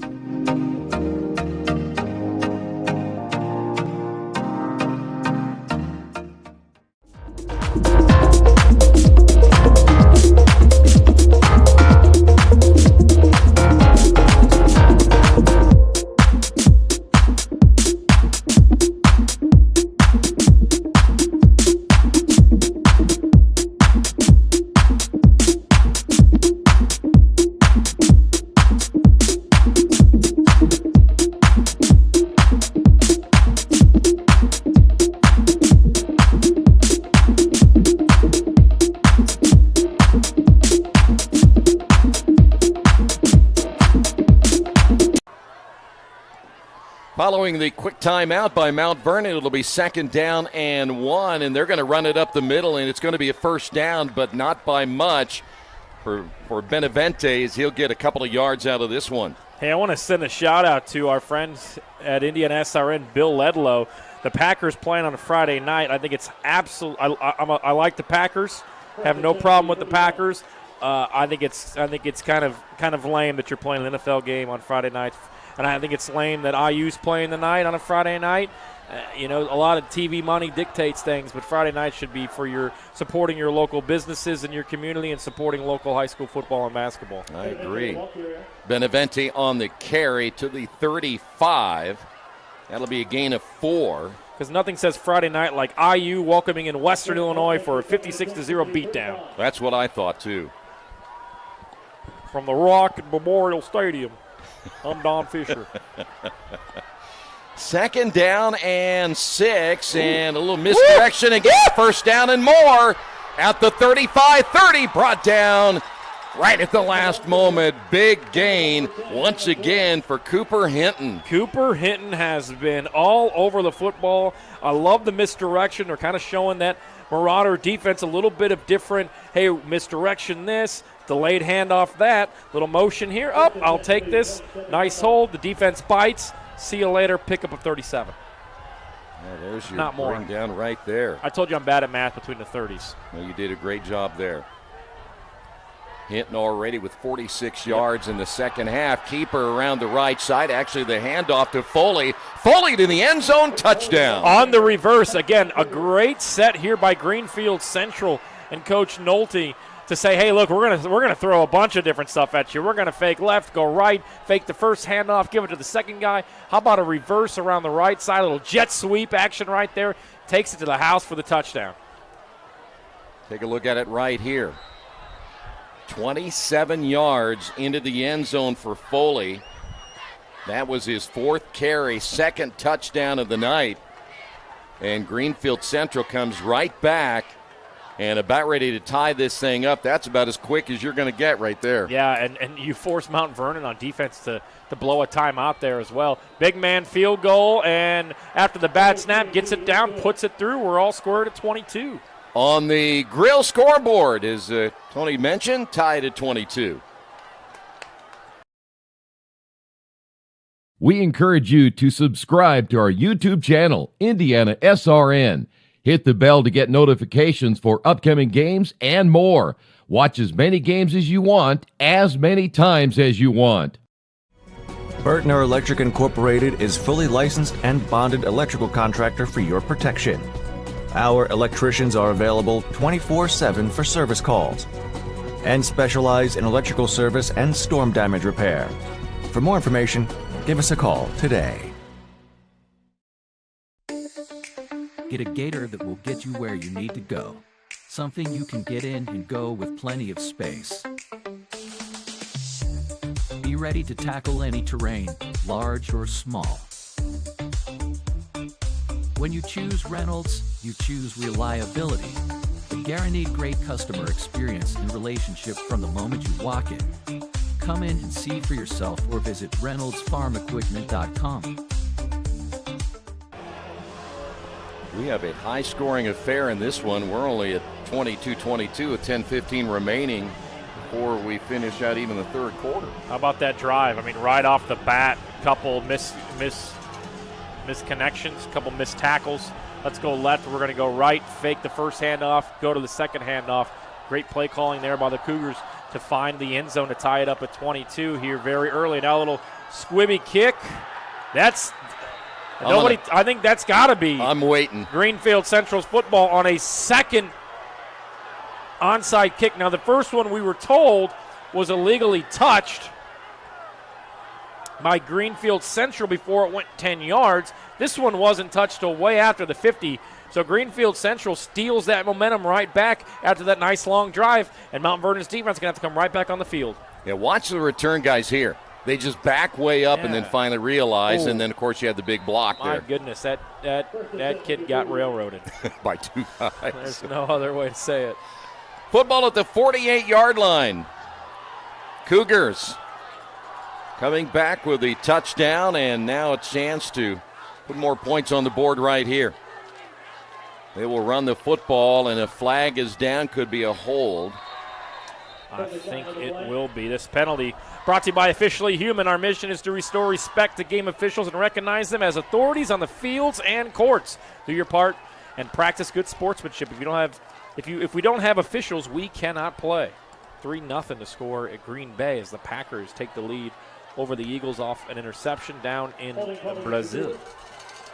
By the way, that was Smith on the carry. Doesn't matter, though, because of the holding penalty. So push it back to the 42-yard line. First thing to not go Greenfield Central's way in this first, 2.5, 3 minutes of the second half. Look at Freeman as he will check at the line of scrimmage, look to the sidelines. Very tight formation here again. Yeah, look for some misdirection, maybe a rollout, a fake handoff in the backfield here. And they will hand it off up the middle. Benevente on the carry and a great extra effort out to the 50. Yeah, I mean, this is where you got to step up if you're Mount Vernon defensively. Look, you were on the field for 6 of the final 8 minutes of that second quarter. You started this third quarter on the football field, giving up, 65 yards for that touchdown drive, and now you're right back after the onside kick. So you got to step up here if you're defensive for Mount Vernon. Freeman to throw, and he's going to go down. Yeah, there you go, right in the backfield. Pocket collapses, steps up, and a nice sack there by number 56, Christian Kiptu, and that brings up a 3rd and long here offensively for Greenfield Central.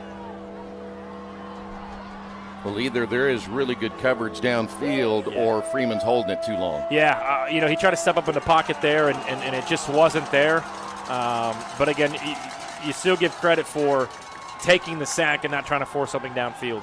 3rd sack by this Mount Vernon defense, and again, misdirection and a nice hole up the middle. Down to the 42. Once again, it'll be Cooper Hinton. So a 4th and 6. You've got the momentum. You just scored. I think you hurry up. Either try to get them to jump and get a cheap 5 yards, or just go for this. You got one-on-one coverage at the bottom of your screen here. Oh, no. Yeah, that's not good. Oh, man. Yeah, the big fella, Colton Robertson at 6'7", 300, got a little bit anxious. Dallas Freeman, not happy about that. Now you're going to have to punt it. Now you're looking at 4th down and 9 now. Yeah. Well, Cooper Hinton, I believe, is your punter. He's at the 50-yard line. Let's see if they go for it. Maybe they move him back to punt. We'll see. Plenty of time on the play clock. This is risky business right here. They're going to go for it. Ball knocked up in the air, and it'll be an incomplete pass. And Mount Vernon will take over. And what did I just say? The defense for Mount Vernon has to step up. They did there on back-to-back-to-back plays. And on 4th down, a 4th and 9, they get the deflection. They'll take over with the football for the first time on their own 47-yard line, but pretty good field position here. You see the pass knocked in the air right there.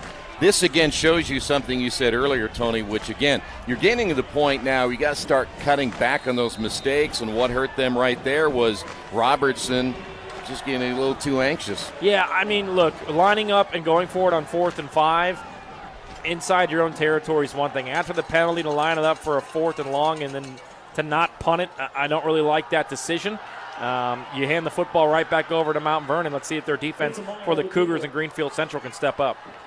Meyer gets 1 to the 48-yard line. It'll be 2nd down and 9.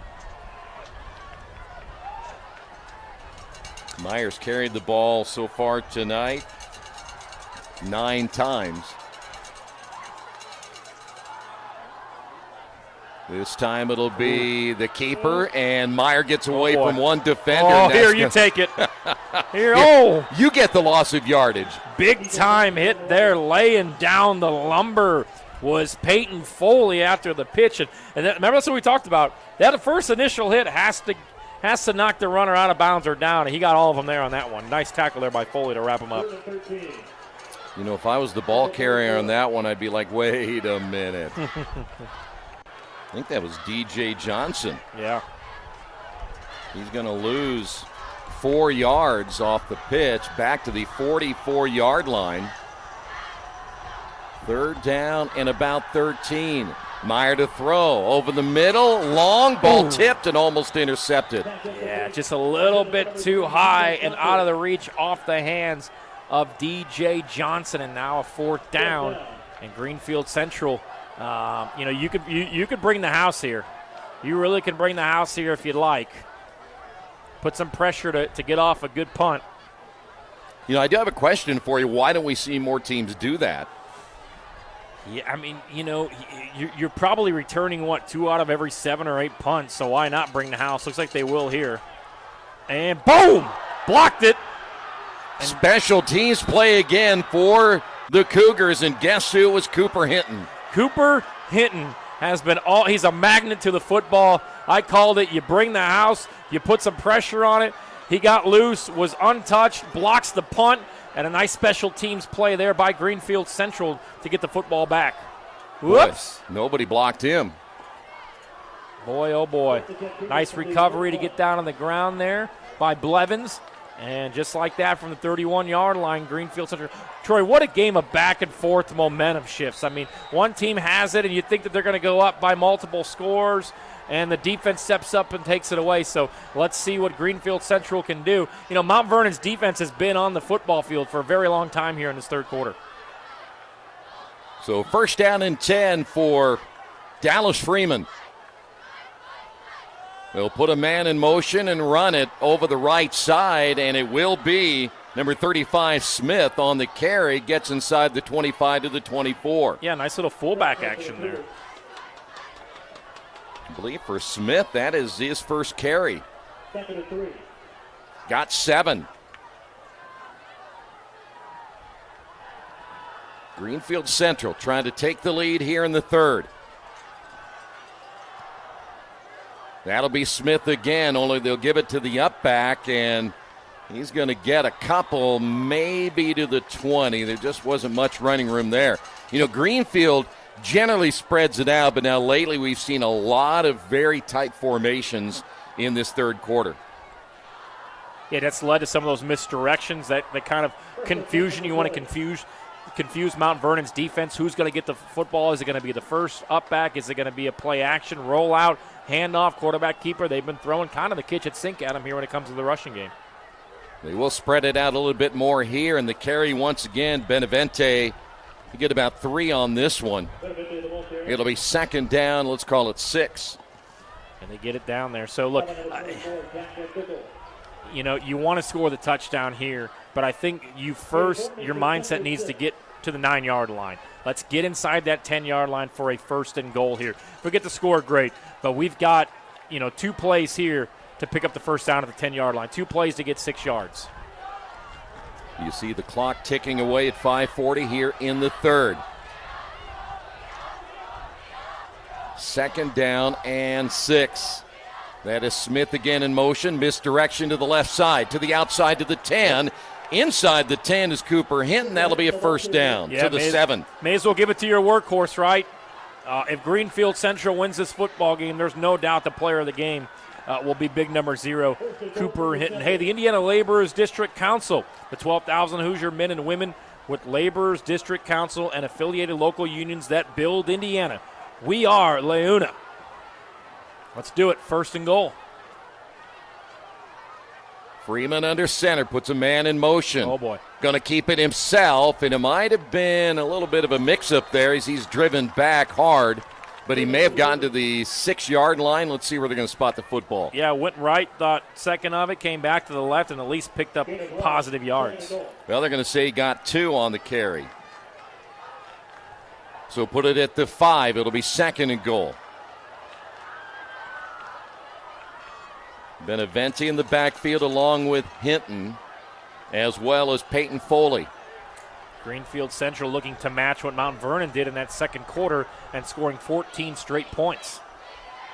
Benavente on the carry, and he will get maybe a yard or 2. Still some tough yardage in that red zone inside the 5. I think we're going to have a timeout. Yeah, it looks like Yep. Jonathan Pienkowski is limping to the sideline. So Mount Vernon down one of their top defenders, a linebacker. So it'll be third and goal. What do you think, Troy? 4-down territory? Yes. You've got the momentum. You got to score to start this quarter. You've driven all the way down about 40 yards after that blocked punt.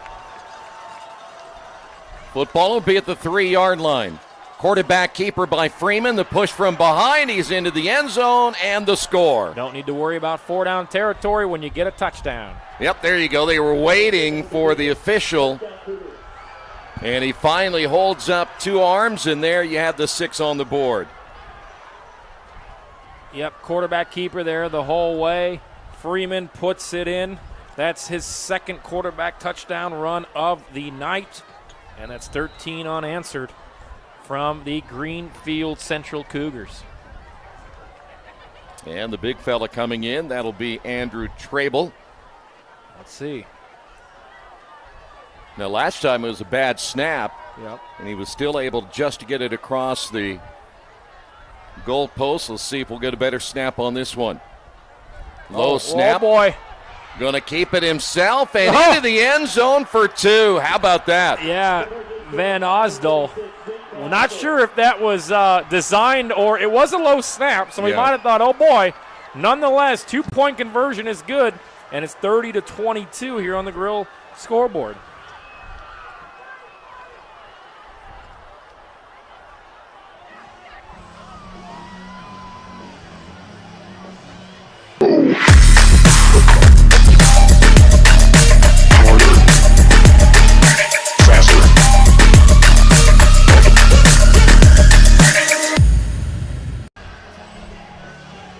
(30-22) on the Grill scoreboard, and boy, turn that drive into points.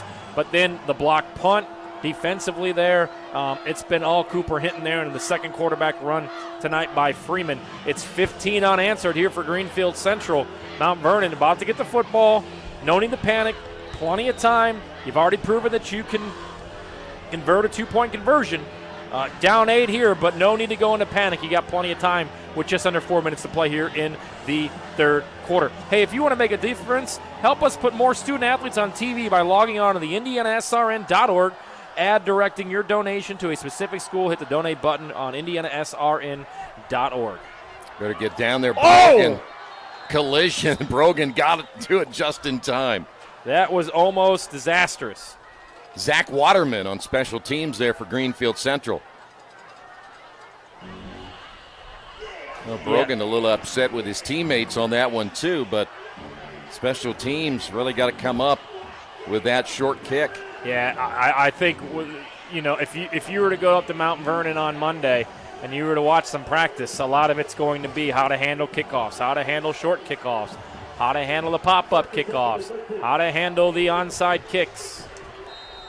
Anything else they can do? I mean, how to handle anything that comes your way when it comes to a kickoff. Football at the 13. Quick throw to the near side and driven down. That'll be Gavin Joy on the reception at the 11-yard line. Yeah, look, you don't have to abandon the run here. You still have a great running back core with Johnson in the backfield, you know, as well as Brogan. But yeah, you want to stay in front of the chains on this drive. Take that back 16-yard line. It'll be 2nd down and 7 after a gain of 3. 2 receivers split wide to the left. Brogan on the carry. Brogan will go down shy of the 20. We'll put him at about the 18. Brogan, by the way, carried the football 13 times in the first half for 76 yards, and there's been some runs where it looked like he could pretty much have his way. Oh, and we've got an injury. Cooper Hinton just went down. Cramp. Yeah. He's been doing it. He's been playing every snap this game. You know, I've got to tell you this week, and it looks like Brogan might be a little shaken up too. He was, you can see him a little arguing with one of his offensive linemen right there, Josh Patton. So you'll get a quasi timeout here if you are Mount Vernon. Family Source Insurance. Pat Cherry, our buddy, is your independent agent representing Ohio Mutual Insurance. Call him today for coverage, 317-894-7000. That's Pat Cherry at Family Source Insurance. By the way, Tony will get us some updated scores on the Grill scoreboard. Don't forget, after the game tonight, Tony is also going to be on Bob Lovell's show. You're going to be busy tonight, aren't you? It'll be busy. Yeah, some scores as we wait through this injury from around the state of Indiana, mostly located here in Indianapolis. Columbus North with a 31-7 lead over Southport.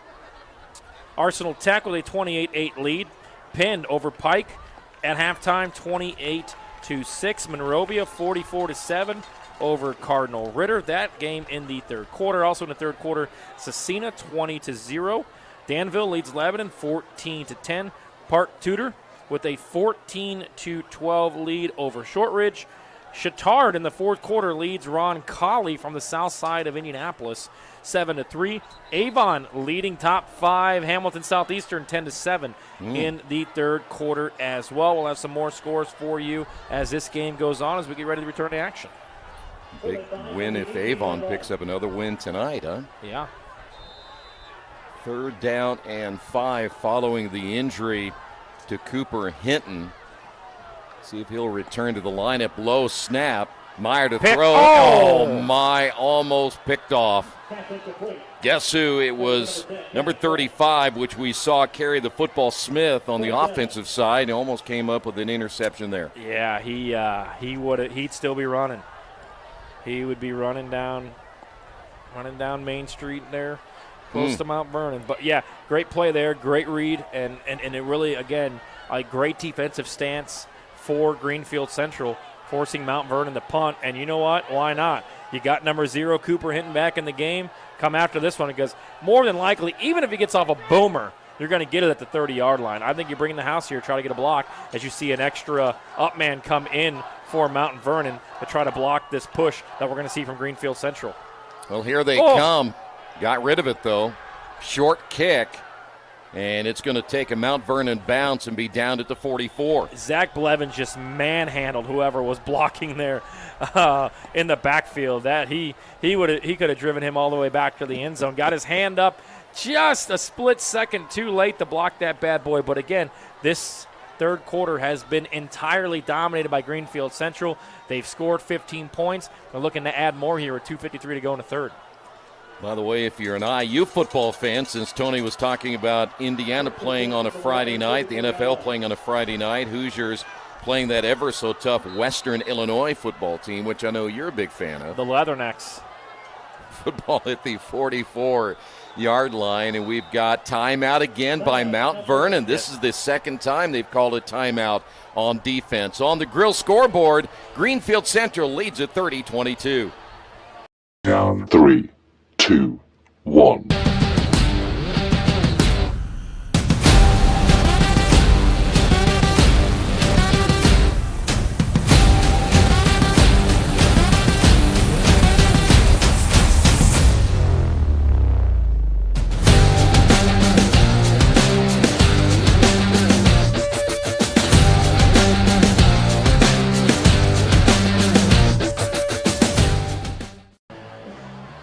Back here at Mount Vernon. Why the timeouts on first down? You know, this is the second time that Mount Vernon's defenses came out and either not like what they saw or lined up not according to plan. So that's the second time that they burned a timeout on defense with their opposition facing a first down. Boy, the Rocket Bloomington looks full. Here's a keeper around the right side, and actually it's going to be handed off to Foley, and Foley down near the 41-yard line. Yeah, and I think Mount Vernon is having a difficult time defensively here of handling some of the misdirections, the fake handoffs, the play actions here. And Greenfield Central in the second half has adjusted offensively well. It's shown by taking the lead here by 8, scoring 15 unanswered, and they're looking for more here late in the third quarter. Handoff up the middle for a couple on this one. We had not seen, by the way, it was Benevente on the carry. We had not seen Greenfield run this offense this year. Yeah, no, I mean, and look, as a coach, you have to adjust. You have to have things in your pocket that maybe you use, maybe you don't. And these misdirections, you know, they've gotten it done via the air. That one drive late in the second quarter led to points. That mostly came through the air. But all here in this third quarter, it's been running the football. Third down and 5. Benevente, nope, it's going to be a keeper this time by Dallas Freeman, and he got the first down to the 32. Yeah, plenty for the first down there.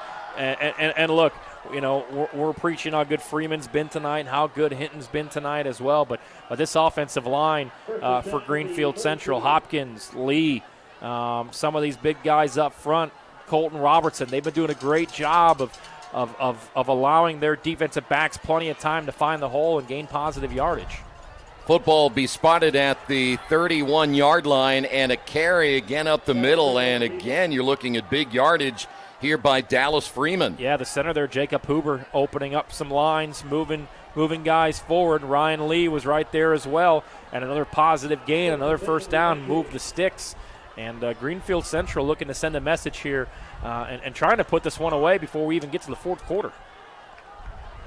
So it'll be first down and 10. Misdirection again. They hand off to the left and nothing there. Maybe back to the line of scrimmage, and that was it. That was the carry by Cooper Hinton. Yeah, and I just, man, if this Mount Vernon defense, it feels like has been on the field for at least 9 minutes here, and they're going to call their third timeout. All three come defensively. So in a one-possession game, Mount Vernon, with 50 seconds to go in the third quarter, they're out of timeouts. We'll take a timeout as well on the Grill scoreboard. Greenfield Central leads it by 8.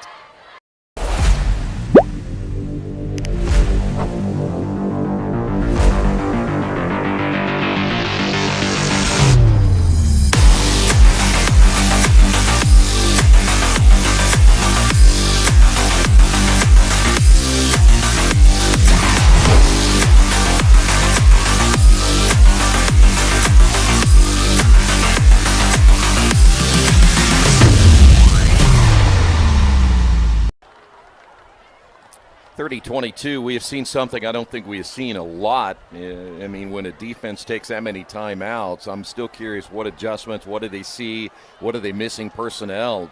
I'd love to know. Yeah, Coach Liddy, who, is a defensive-minded coach, comes from Castle High School class of 1994.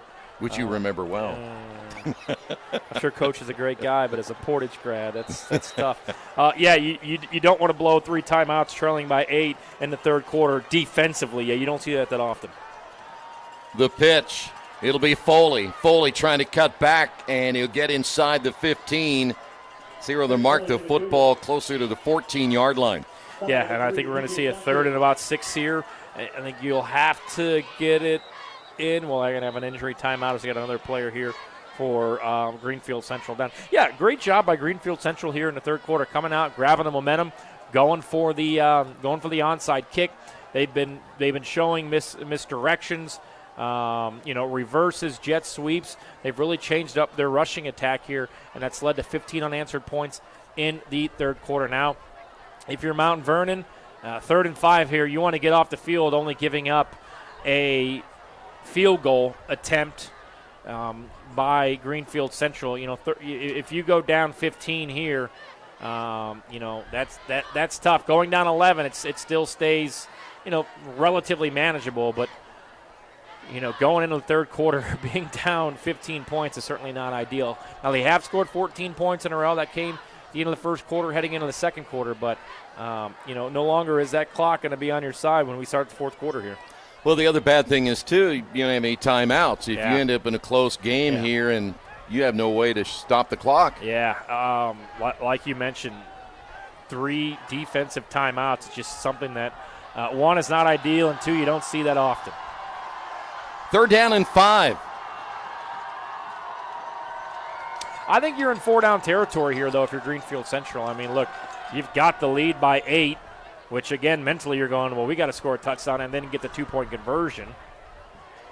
You have the momentum, and worst comes to worst, if you can't get 5 yards in 2 plays, which they've proven this entire third quarter that they can do, then you hand the football back over to Mount Vernon, whose offense has been stagnant this entire quarter inside the 10-yard line. Still have a player down, I am assuming, here for Greenfield Central. We want to thank Aspen Creek Grill. Why go anywhere else for delicious food? If you're looking for an amazing fresh food and servers that genuinely care about service, you've got to try Aspen Creek Grill. If you're looking for amazing fresh food and servers that genuinely care about service, you won't be disappointed. Again, on the north side of Indianapolis, check out Aspen Creek Grill. Today's broadcast is a copyright production of IndianaSRN and the Indiana High School Athletic Association. Any use of audio or video without the express written permission of IndianaSRN and the IHSAA is strictly prohibited. All right, here we go. 3rd down and 5. The crowd getting into this one, trying to get their defense, get a big stop right here. Freeman out of the shotgun with Benavente in the backfield, the lone setback.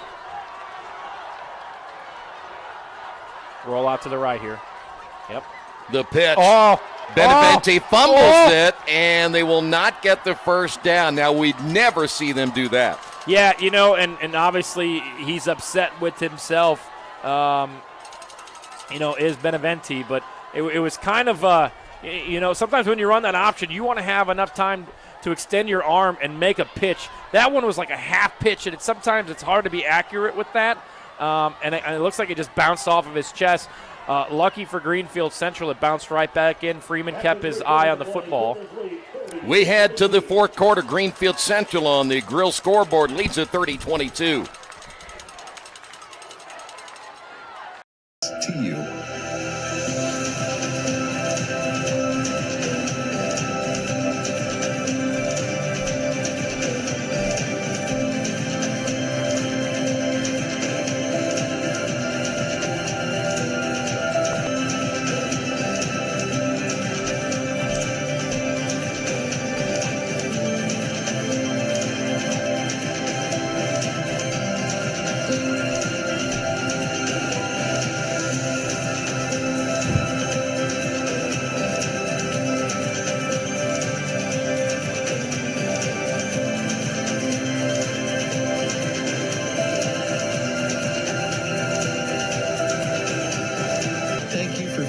Standing with us. You are truly making a difference in the lives of our neighbors in need.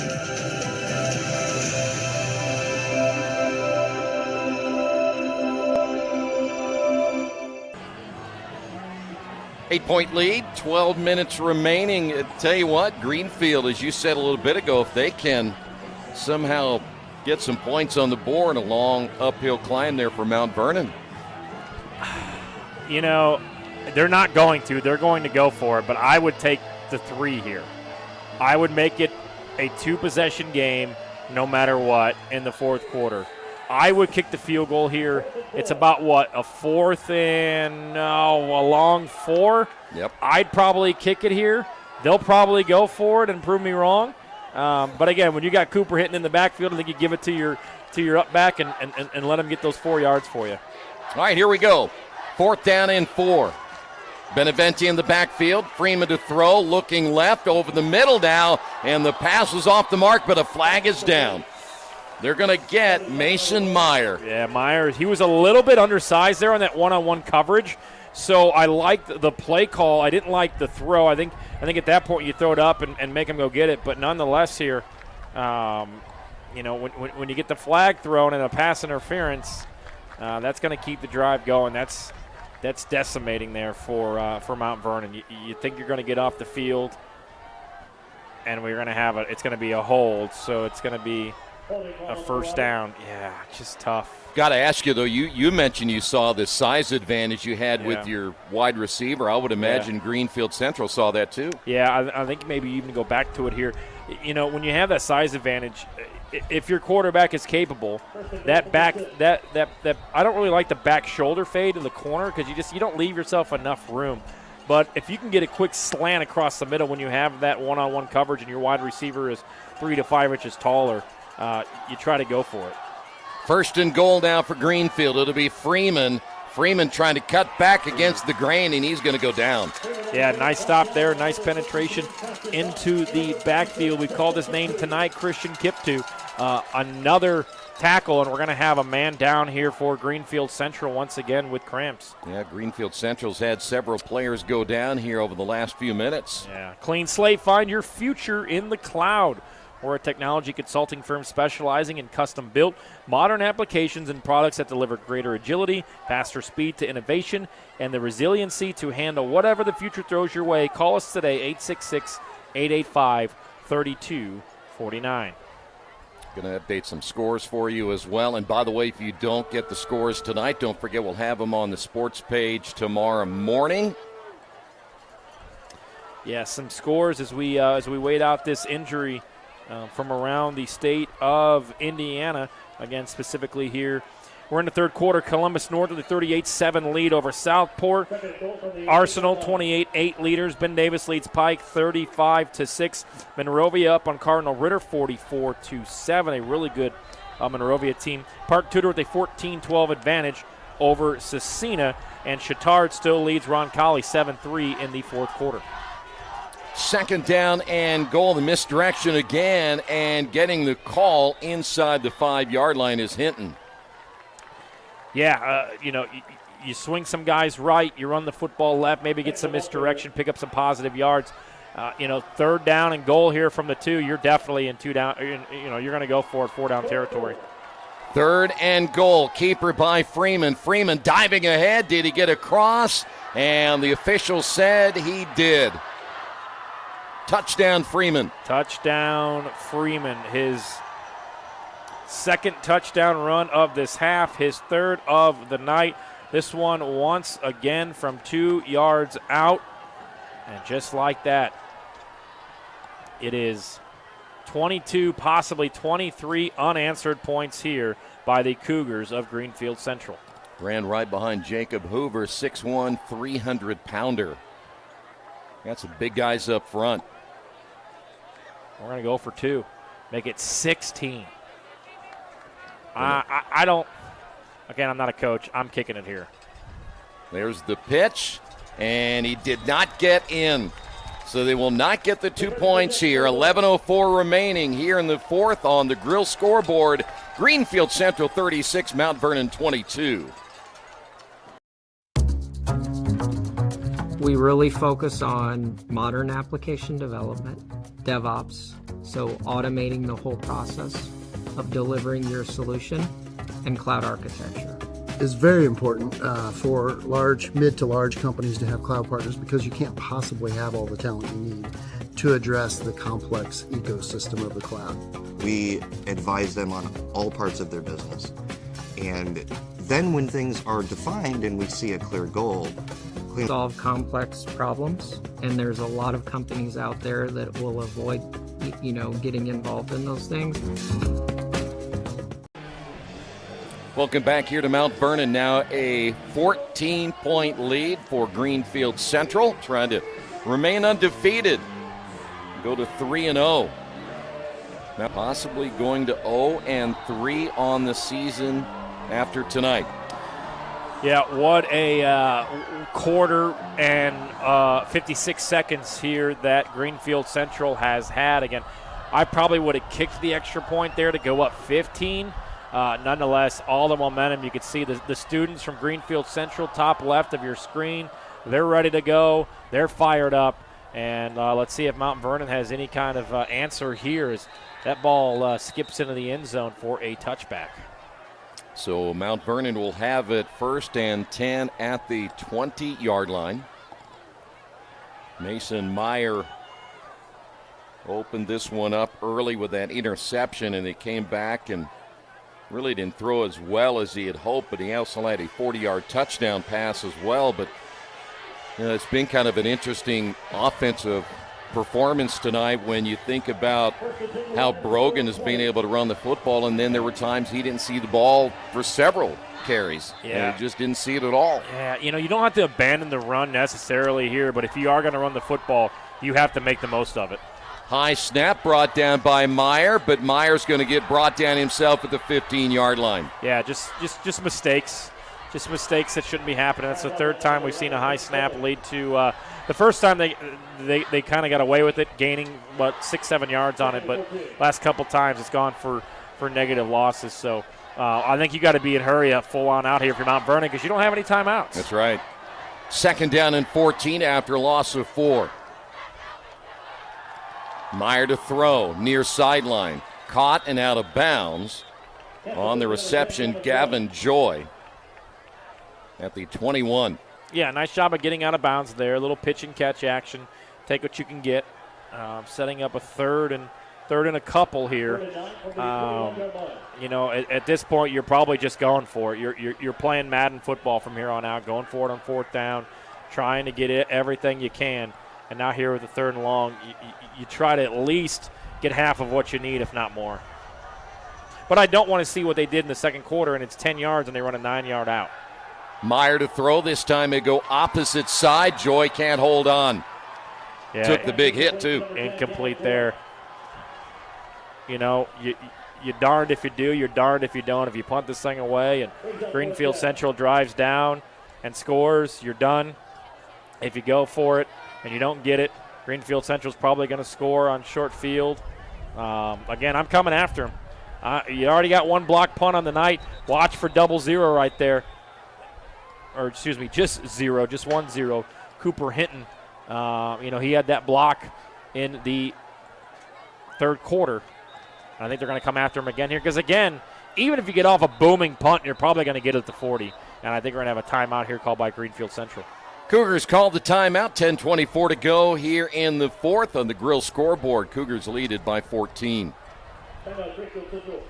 Piece of equipment you can trust, one that's easy to use. No matter the size of the job, you want to create a feeling worthwhile, something you can use for every job. For over 60 years, Reynolds has been a community staple, ensuring our customers powerful implements and top quality care and service. You need something that's in it for the long haul. Visit Reynolds Farm Equipment, your hometown John Deere dealer, today at reynoldsfarmequipment.com. Get a gator that will get you where you need to go. Something you can get in and go with plenty of space. Be ready to tackle any terrain, large or small. When you choose Reynolds, you choose reliability. A guaranteed great customer experience and relationship from the moment you walk in. Come in and see for yourself or visit reynoldsfarmequipment.com.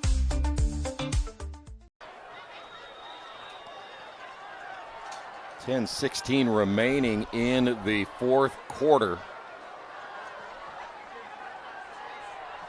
We got a punt there. Football will be at the 26-yard line. Yeah, the momentum here at Hancock Health Stadium has been taken away by Greenfield Central. Hey, Wheeler Mission for over 125 years has been a pillar in the Indianapolis community, providing help, hope, and healing to people in need. If you would like to volunteer, we'd love to have you. 317-686-6239. We should mention that was not a good punt. No, that was rough, to say the least. First down and 10. Greenfield trying to put it away right here. They're going to go for the deep ball. To the end zone, nobody there. I like the play call. First down, up 14. Take a shot deep. Still 10-10 to go. I know he came back late there, but yeah, that punt couldn't have gone far. No. In fact, I think they even lost some yards. Last pass intended there for Boston Willard. Yeah, look, if you're Mount Vernon, your back's against the wall, right? You know that you're down 14. How do you respond? How do you fight to that final horn? How do you play every play to that whistle's blown? Can you get the football back here? If they can get the football back here without Greenfield Central scoring, I think that's a huge win. But their offense has just been really stagnant here in the second half. Benevente on the carry. Gets about 3. It'll be 3rd down and 7. Cecina takes a 27-0 lead over Covenant. And you see now Freeman going to run that play clock down as far as he can. Yep, why not? Mount Vernon doesn't have any timeouts. Not that they would use them here in this situation. Benevente up the middle, going to be shy of the first down inside the 20. So 4th and short, what did you say, about 3 yards? Yeah, I'll have to get to the 16-yard line for the first down. Yeah, I think you go for it. Even if you don't get it, you're giving the football to Mount Vernon to go 80 yards to score a touchdown, and I don't think they've gone 80 yards this entire half. Going to stack it heavy on the right. Hand off, second back through, gets an opening, and to the end zone, touchdown, Peyton Foley. And that'll do it. Foley, he's been big tonight. He's made some big hits. He had that 25-yard touchdown catch earlier, and this one from about 23 yards out will just about do it. The second half has been all Greenfield Central. This game at one point was tied at 22. Yeah, I mean, Mount Vernon scored 15 in a row. They led this game 22-15, and it's been all Greenfield Central here in this second half to go up by 20, extra point pending. Also, now we go for the extra point. Trable.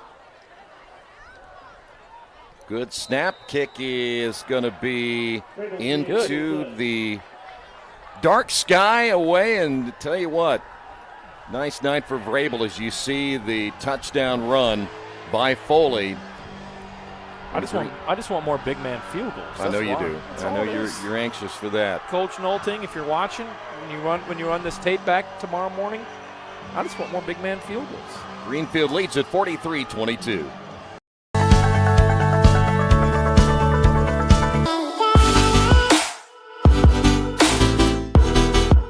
Aspen Creek Grill, we are a from-scratch concept with comfort, fresh food. You can expect a world-class experience on a great budget. We've got incredible specials, great service. Today's dish that we're going to highlight is going to be our Aspen Blue Sirloin. It is, again, our premium Black Angus certified beef, and we top that with a blue cheese crust. Again, everything that we do here is made from scratch, and it's no different from our steaks. We hand cut all our steaks in-house. So our team back there it's just an incredible team. Everything that they do, they take so much pride in. They put a little bit of themselves into everything that they do over here, especially since it is a made from scratch concept. We want everybody to come, visit us, enjoy some great food with some great service. Bring your friends, bring your family, come have some great food, have a great time with us with some of the best comfort scratch food.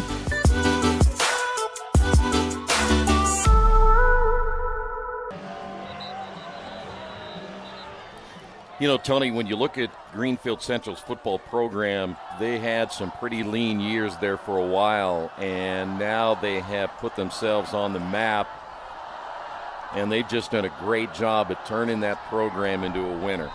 Yeah, you know, when you look back at the last couple of seasons and what they've done, and you know, they haven't won a sectional since 1975. This is a team, you know, this is a community, Greenfield Central. They're ready to win.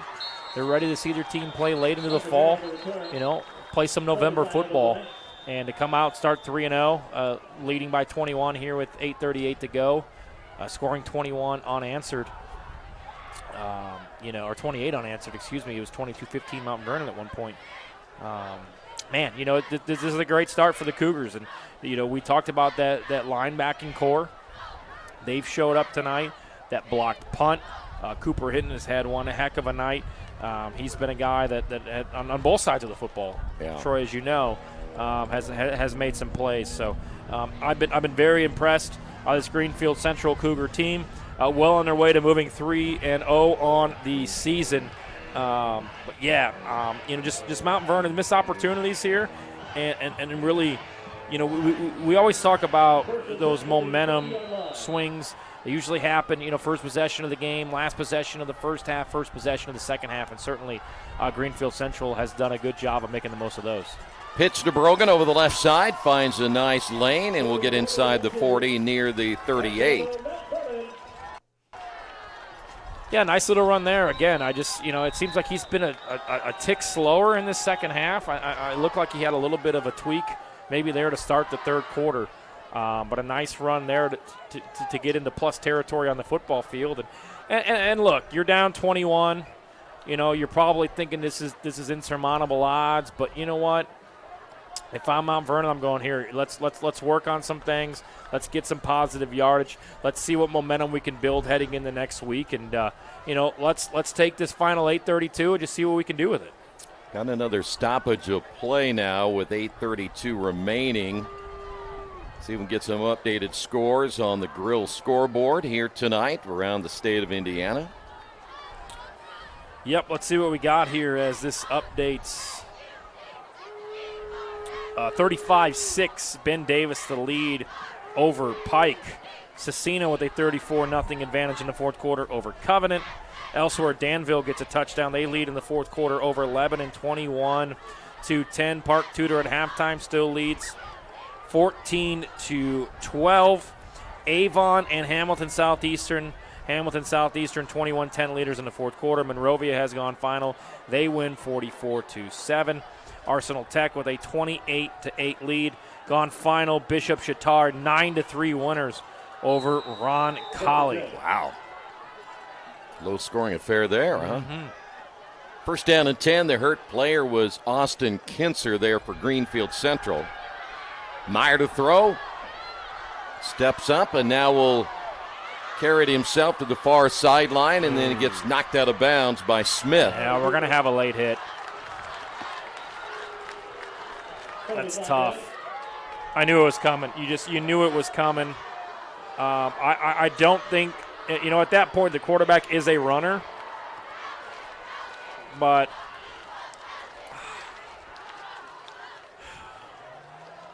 it's so tough, right? Because the timing of it, you don't let up until that player's out of bounds and you hear the whistle. And the quarterback was in bounds as a runner there.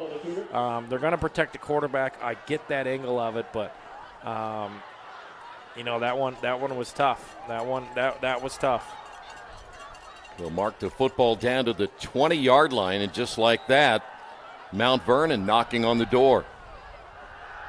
They'll look to throw. Swing pass near side, ball caught 15, and then brought down near the 12. Yeah, just run your hurry up here, right? Like if you're Mount Vernon, you're down 21, and you see what you can do inside your 20 when you're in the hurry up, right? You never know if next week you're going to be in a one-possession game or down the line it's going to be a close game where you have to go fast with no timeouts. So I think from here on out when you have the football, if you're Mount Vernon, it's go as quickly as you possibly can. Riker Bear, the receiver, making that big play, and it'll be Brogan on the carry, gets hit immediately, may have gotten a yard out of it, nothing more. Yeah, 3rd and 1 here. Again, I'm hurrying it up. Look, you don't have any timeouts. You never know. If you could score here and get a quick defensive stop or an onside kick, you get the football back, you never know. As a coach, you want your boys to keep fighting until it's triple digits on the clock. But I think you got to go a little bit quicker than here. They've wasted about 45 seconds over the last 2 plays. 3rd down and 1. Brogan again on the carry up the middle, takes a hard hit, but gets the first down inside the 10. Yeah, the Eagles answer with a quick touchdown. They lead 14-12 here. So a little back and forth action going on down in Brazil for those that decided that the NFL on a Friday night was a great idea. But you're not bitter about that at all, are you? Should be for high school and high school only. Yeah, I agree. But the greedy get greedier. So 1st and goal. Hand off Brogan, sweep right side, 5, and into the end zone for the touchdown. Great extra effort there by Brogan. A much-deserved touchdown tonight. He's been their workhorse. 6:40 to go. You definitely go for the onside kick here. I mean, you try to keep the football in your hands.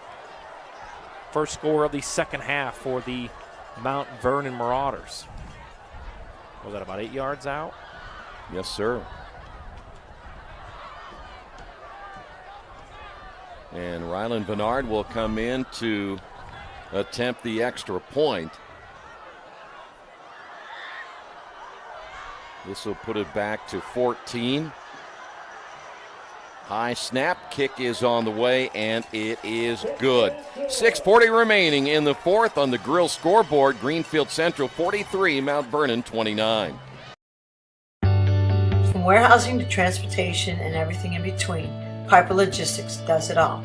Centrally located, Piper Logistics has 2 warehouses in Indianapolis and a warehouse in Cincinnati, Ohio. Piper Logistics houses over 1 million square feet. Along with our transportation department, we can provide service to half the United States markets.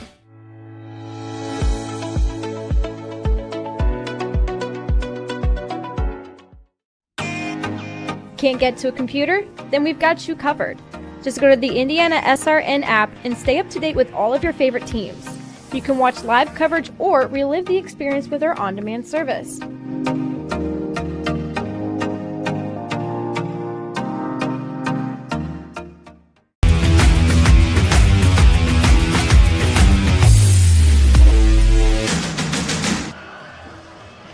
Still 6:40 remaining in this one. Mount Vernon will kick the football away, but we're anticipating another onside kick.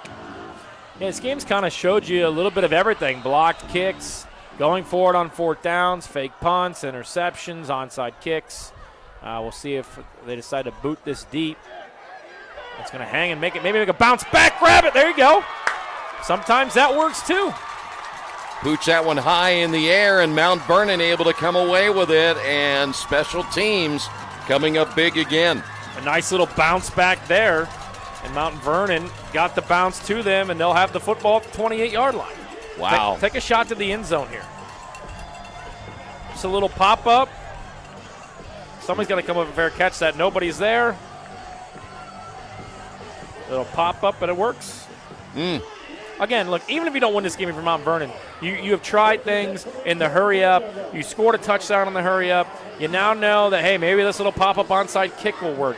You continue to say, because now 3 weeks, 6 weeks, the state tournament later, you're going, hey, remember back in week 3? Yeah, we were down, but this is what we pulled off. Let's go do it again.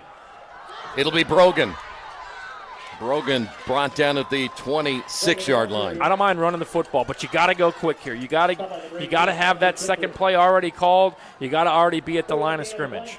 Yeah, you mentioned last time they ran, 45 seconds off? Yeah, we're already at about 10 seconds here, and it doesn't seem like a lot, but as you know, this coming down to it. If they score here and they're within one possession and they give the football back with no timeouts, that extra minute or so could be huge.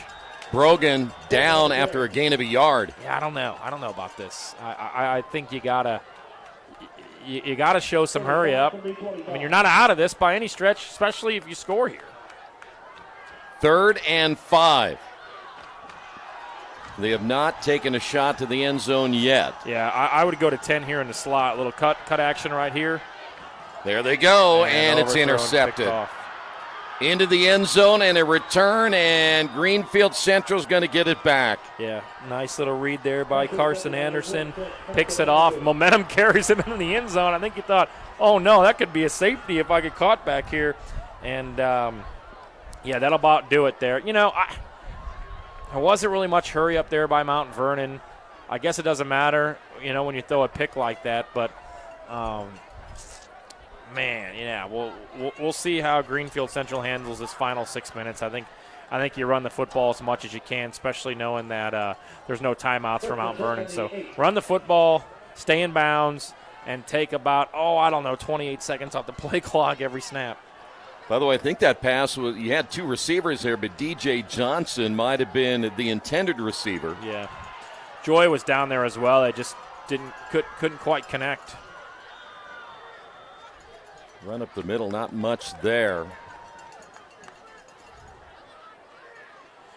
Yep, just tick away. You can burn about 28 seconds per snap here. Going to see a loss of a couple. How about a 70-yard touchdown? We're going back and forth down in Brazil.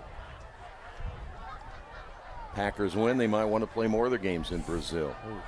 It's got to be a little warm down there, isn't it? I think it's an indoor stadium. For them. Okay. You ever been to Lambeau? I've never been to Lambeau. Great place. My best friend works for the Packers, so we go up once a year. Packers Colts next week.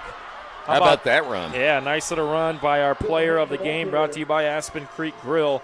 That's our guy Cooper hitting a couple touchdowns, interception, blocked the punt. Guy's done it all tonight, Troy. He certainly has, and he's going to get a much-needed break as he heads to the sidelines. Just right through the middle, and that's a nice little send-off. Pickup of about 26 there, and that'll be about all she wrote as we go under 5 minutes. And Greenfield, again, will just take their time. They end up running off several seconds off that clock. Bottom left, Tam's Sweet and Savory Cafe, baby. We're going to need some treats in here. I was informed earlier that I believe Keith said he went to the grill and had something to eat. So, again, you've been shut out by Keith Myers. Back must not be hurting that bad. Well, he needed some nourishment to get his strength up is what it was. Can't blame him for going to Aspen Creek Grill. 4:13 left here. I think if you're Greenfield Central, you probably might want to think about just bringing somebody else in, seeing what you can do, hand off the football a few times, call tonight. Take a timeout, 43-29 in the Grill scoreboard. At Morales Group Staffing, we are all about building better futures. And during these times, we are working hard to put people to work. We are now hiring for hundreds of jobs with pay up to $17 an hour. Visit our website at moralesgroup.net or text JOBS, JOBS, to 317-472-7600 to apply now and get hired today. We encourage you to subscribe to our YouTube channel, IndianaSRN. Hit the bell to get notifications for upcoming games and more. Watch as many games as you want, as many times as you want.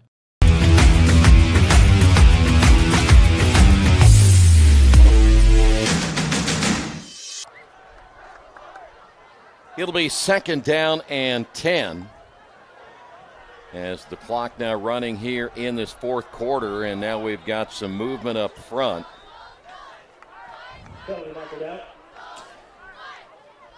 Big one for your Michigan Wolverines tomorrow. Big one. And it's at home, if I'm not mistaken. It is. You don't come to the big house and beat Michigan there, I'll tell you that. You like the 12-team playoff? Oh, 56-3 IU.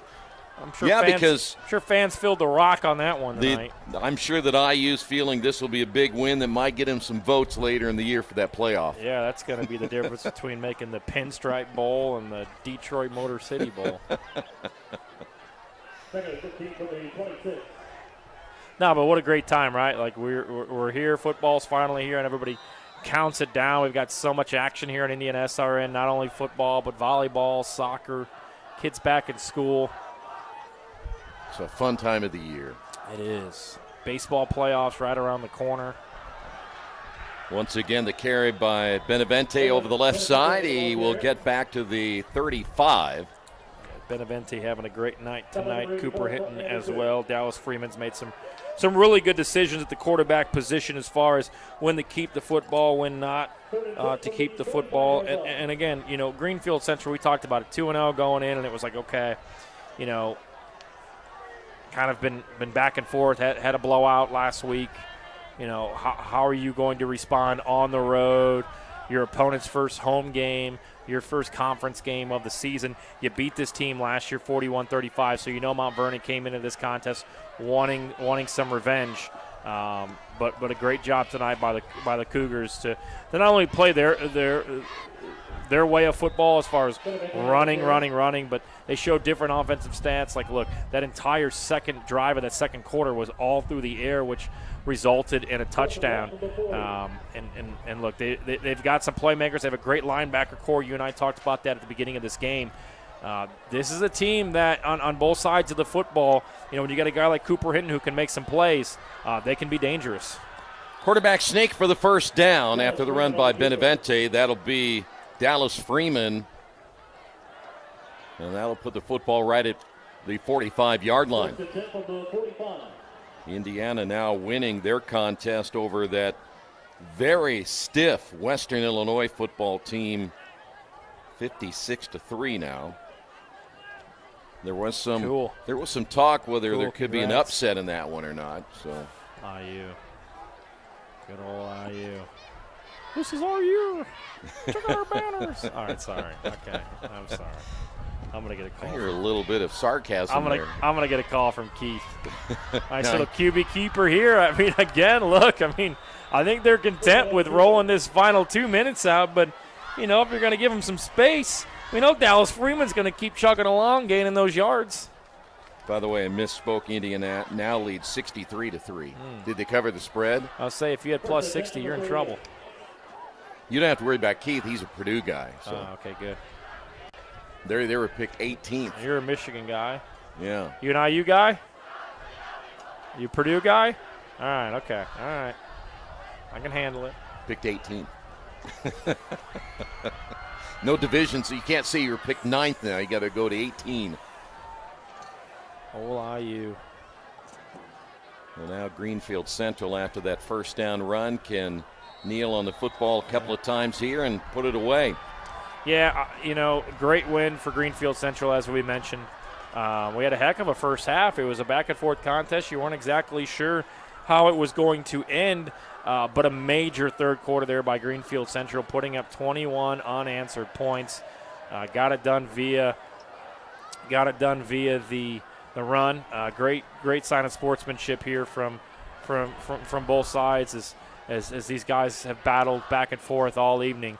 And one more kneel down here should just about do it.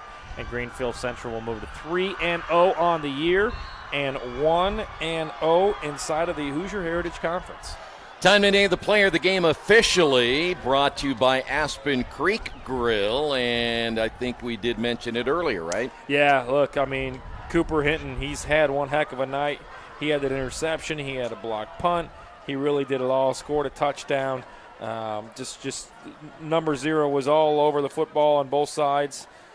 Big-time plays tonight by that defense and the special teams, right? I mean, you have a couple onside kicks that you recover. You have a couple, you have a blocked punt. Big-time momentum swings here tonight, and Greenfield Central picks up the victory. Want to wrap things up here tonight and remind you that, as always, you can watch this game if you want to see it again a little bit later tonight or sorry you'll have to hear me again. No, that's okay. We don't mind at all. But I know you want to wrap it up with our sponsors here tonight as well in just a couple of moments. We have a lot of great sponsors again this year of football. In fact, all of our sports here on IndianaSRN, so we want to make sure we give them plenty of due tonight as well. Yeah, and shout out to our guy Jerry Collins as well as Keith Myers. Keith, get well soon. As we wrap this one up from Mount Vernon, again, we want to thank our sponsors here on the fall football side of things on IndianaSRN, IndianaSRN.org. Reynolds Farm Equipment, leading equipment dealer since 1955. Passion to care, delivering care with more than 24 years of experience. Boilermaker Local 374 represents highly skilled, highly motivated workers in field construction and metal fabrication throughout the state of Indiana. Our friends at Wheeler Mission for over 125 years. Wheeler Mission has been a pillar in the Indianapolis community. Don't forget to sign up for the Drumstick Dash. Burner Electric, your trusted electrician partner since 1986. The Morales Group, we're in business to create a better future for you and your family. Northwestern Mutual, inspiring people to repeatedly take action on their financial goals. Also, Indiana Labor's District Council, the 12,000 Hoosier men and women with Labor's District Council and affiliated local unions that build Indiana. We are LeUna. And the IndianaSRN sports page, IndianaSRN.org.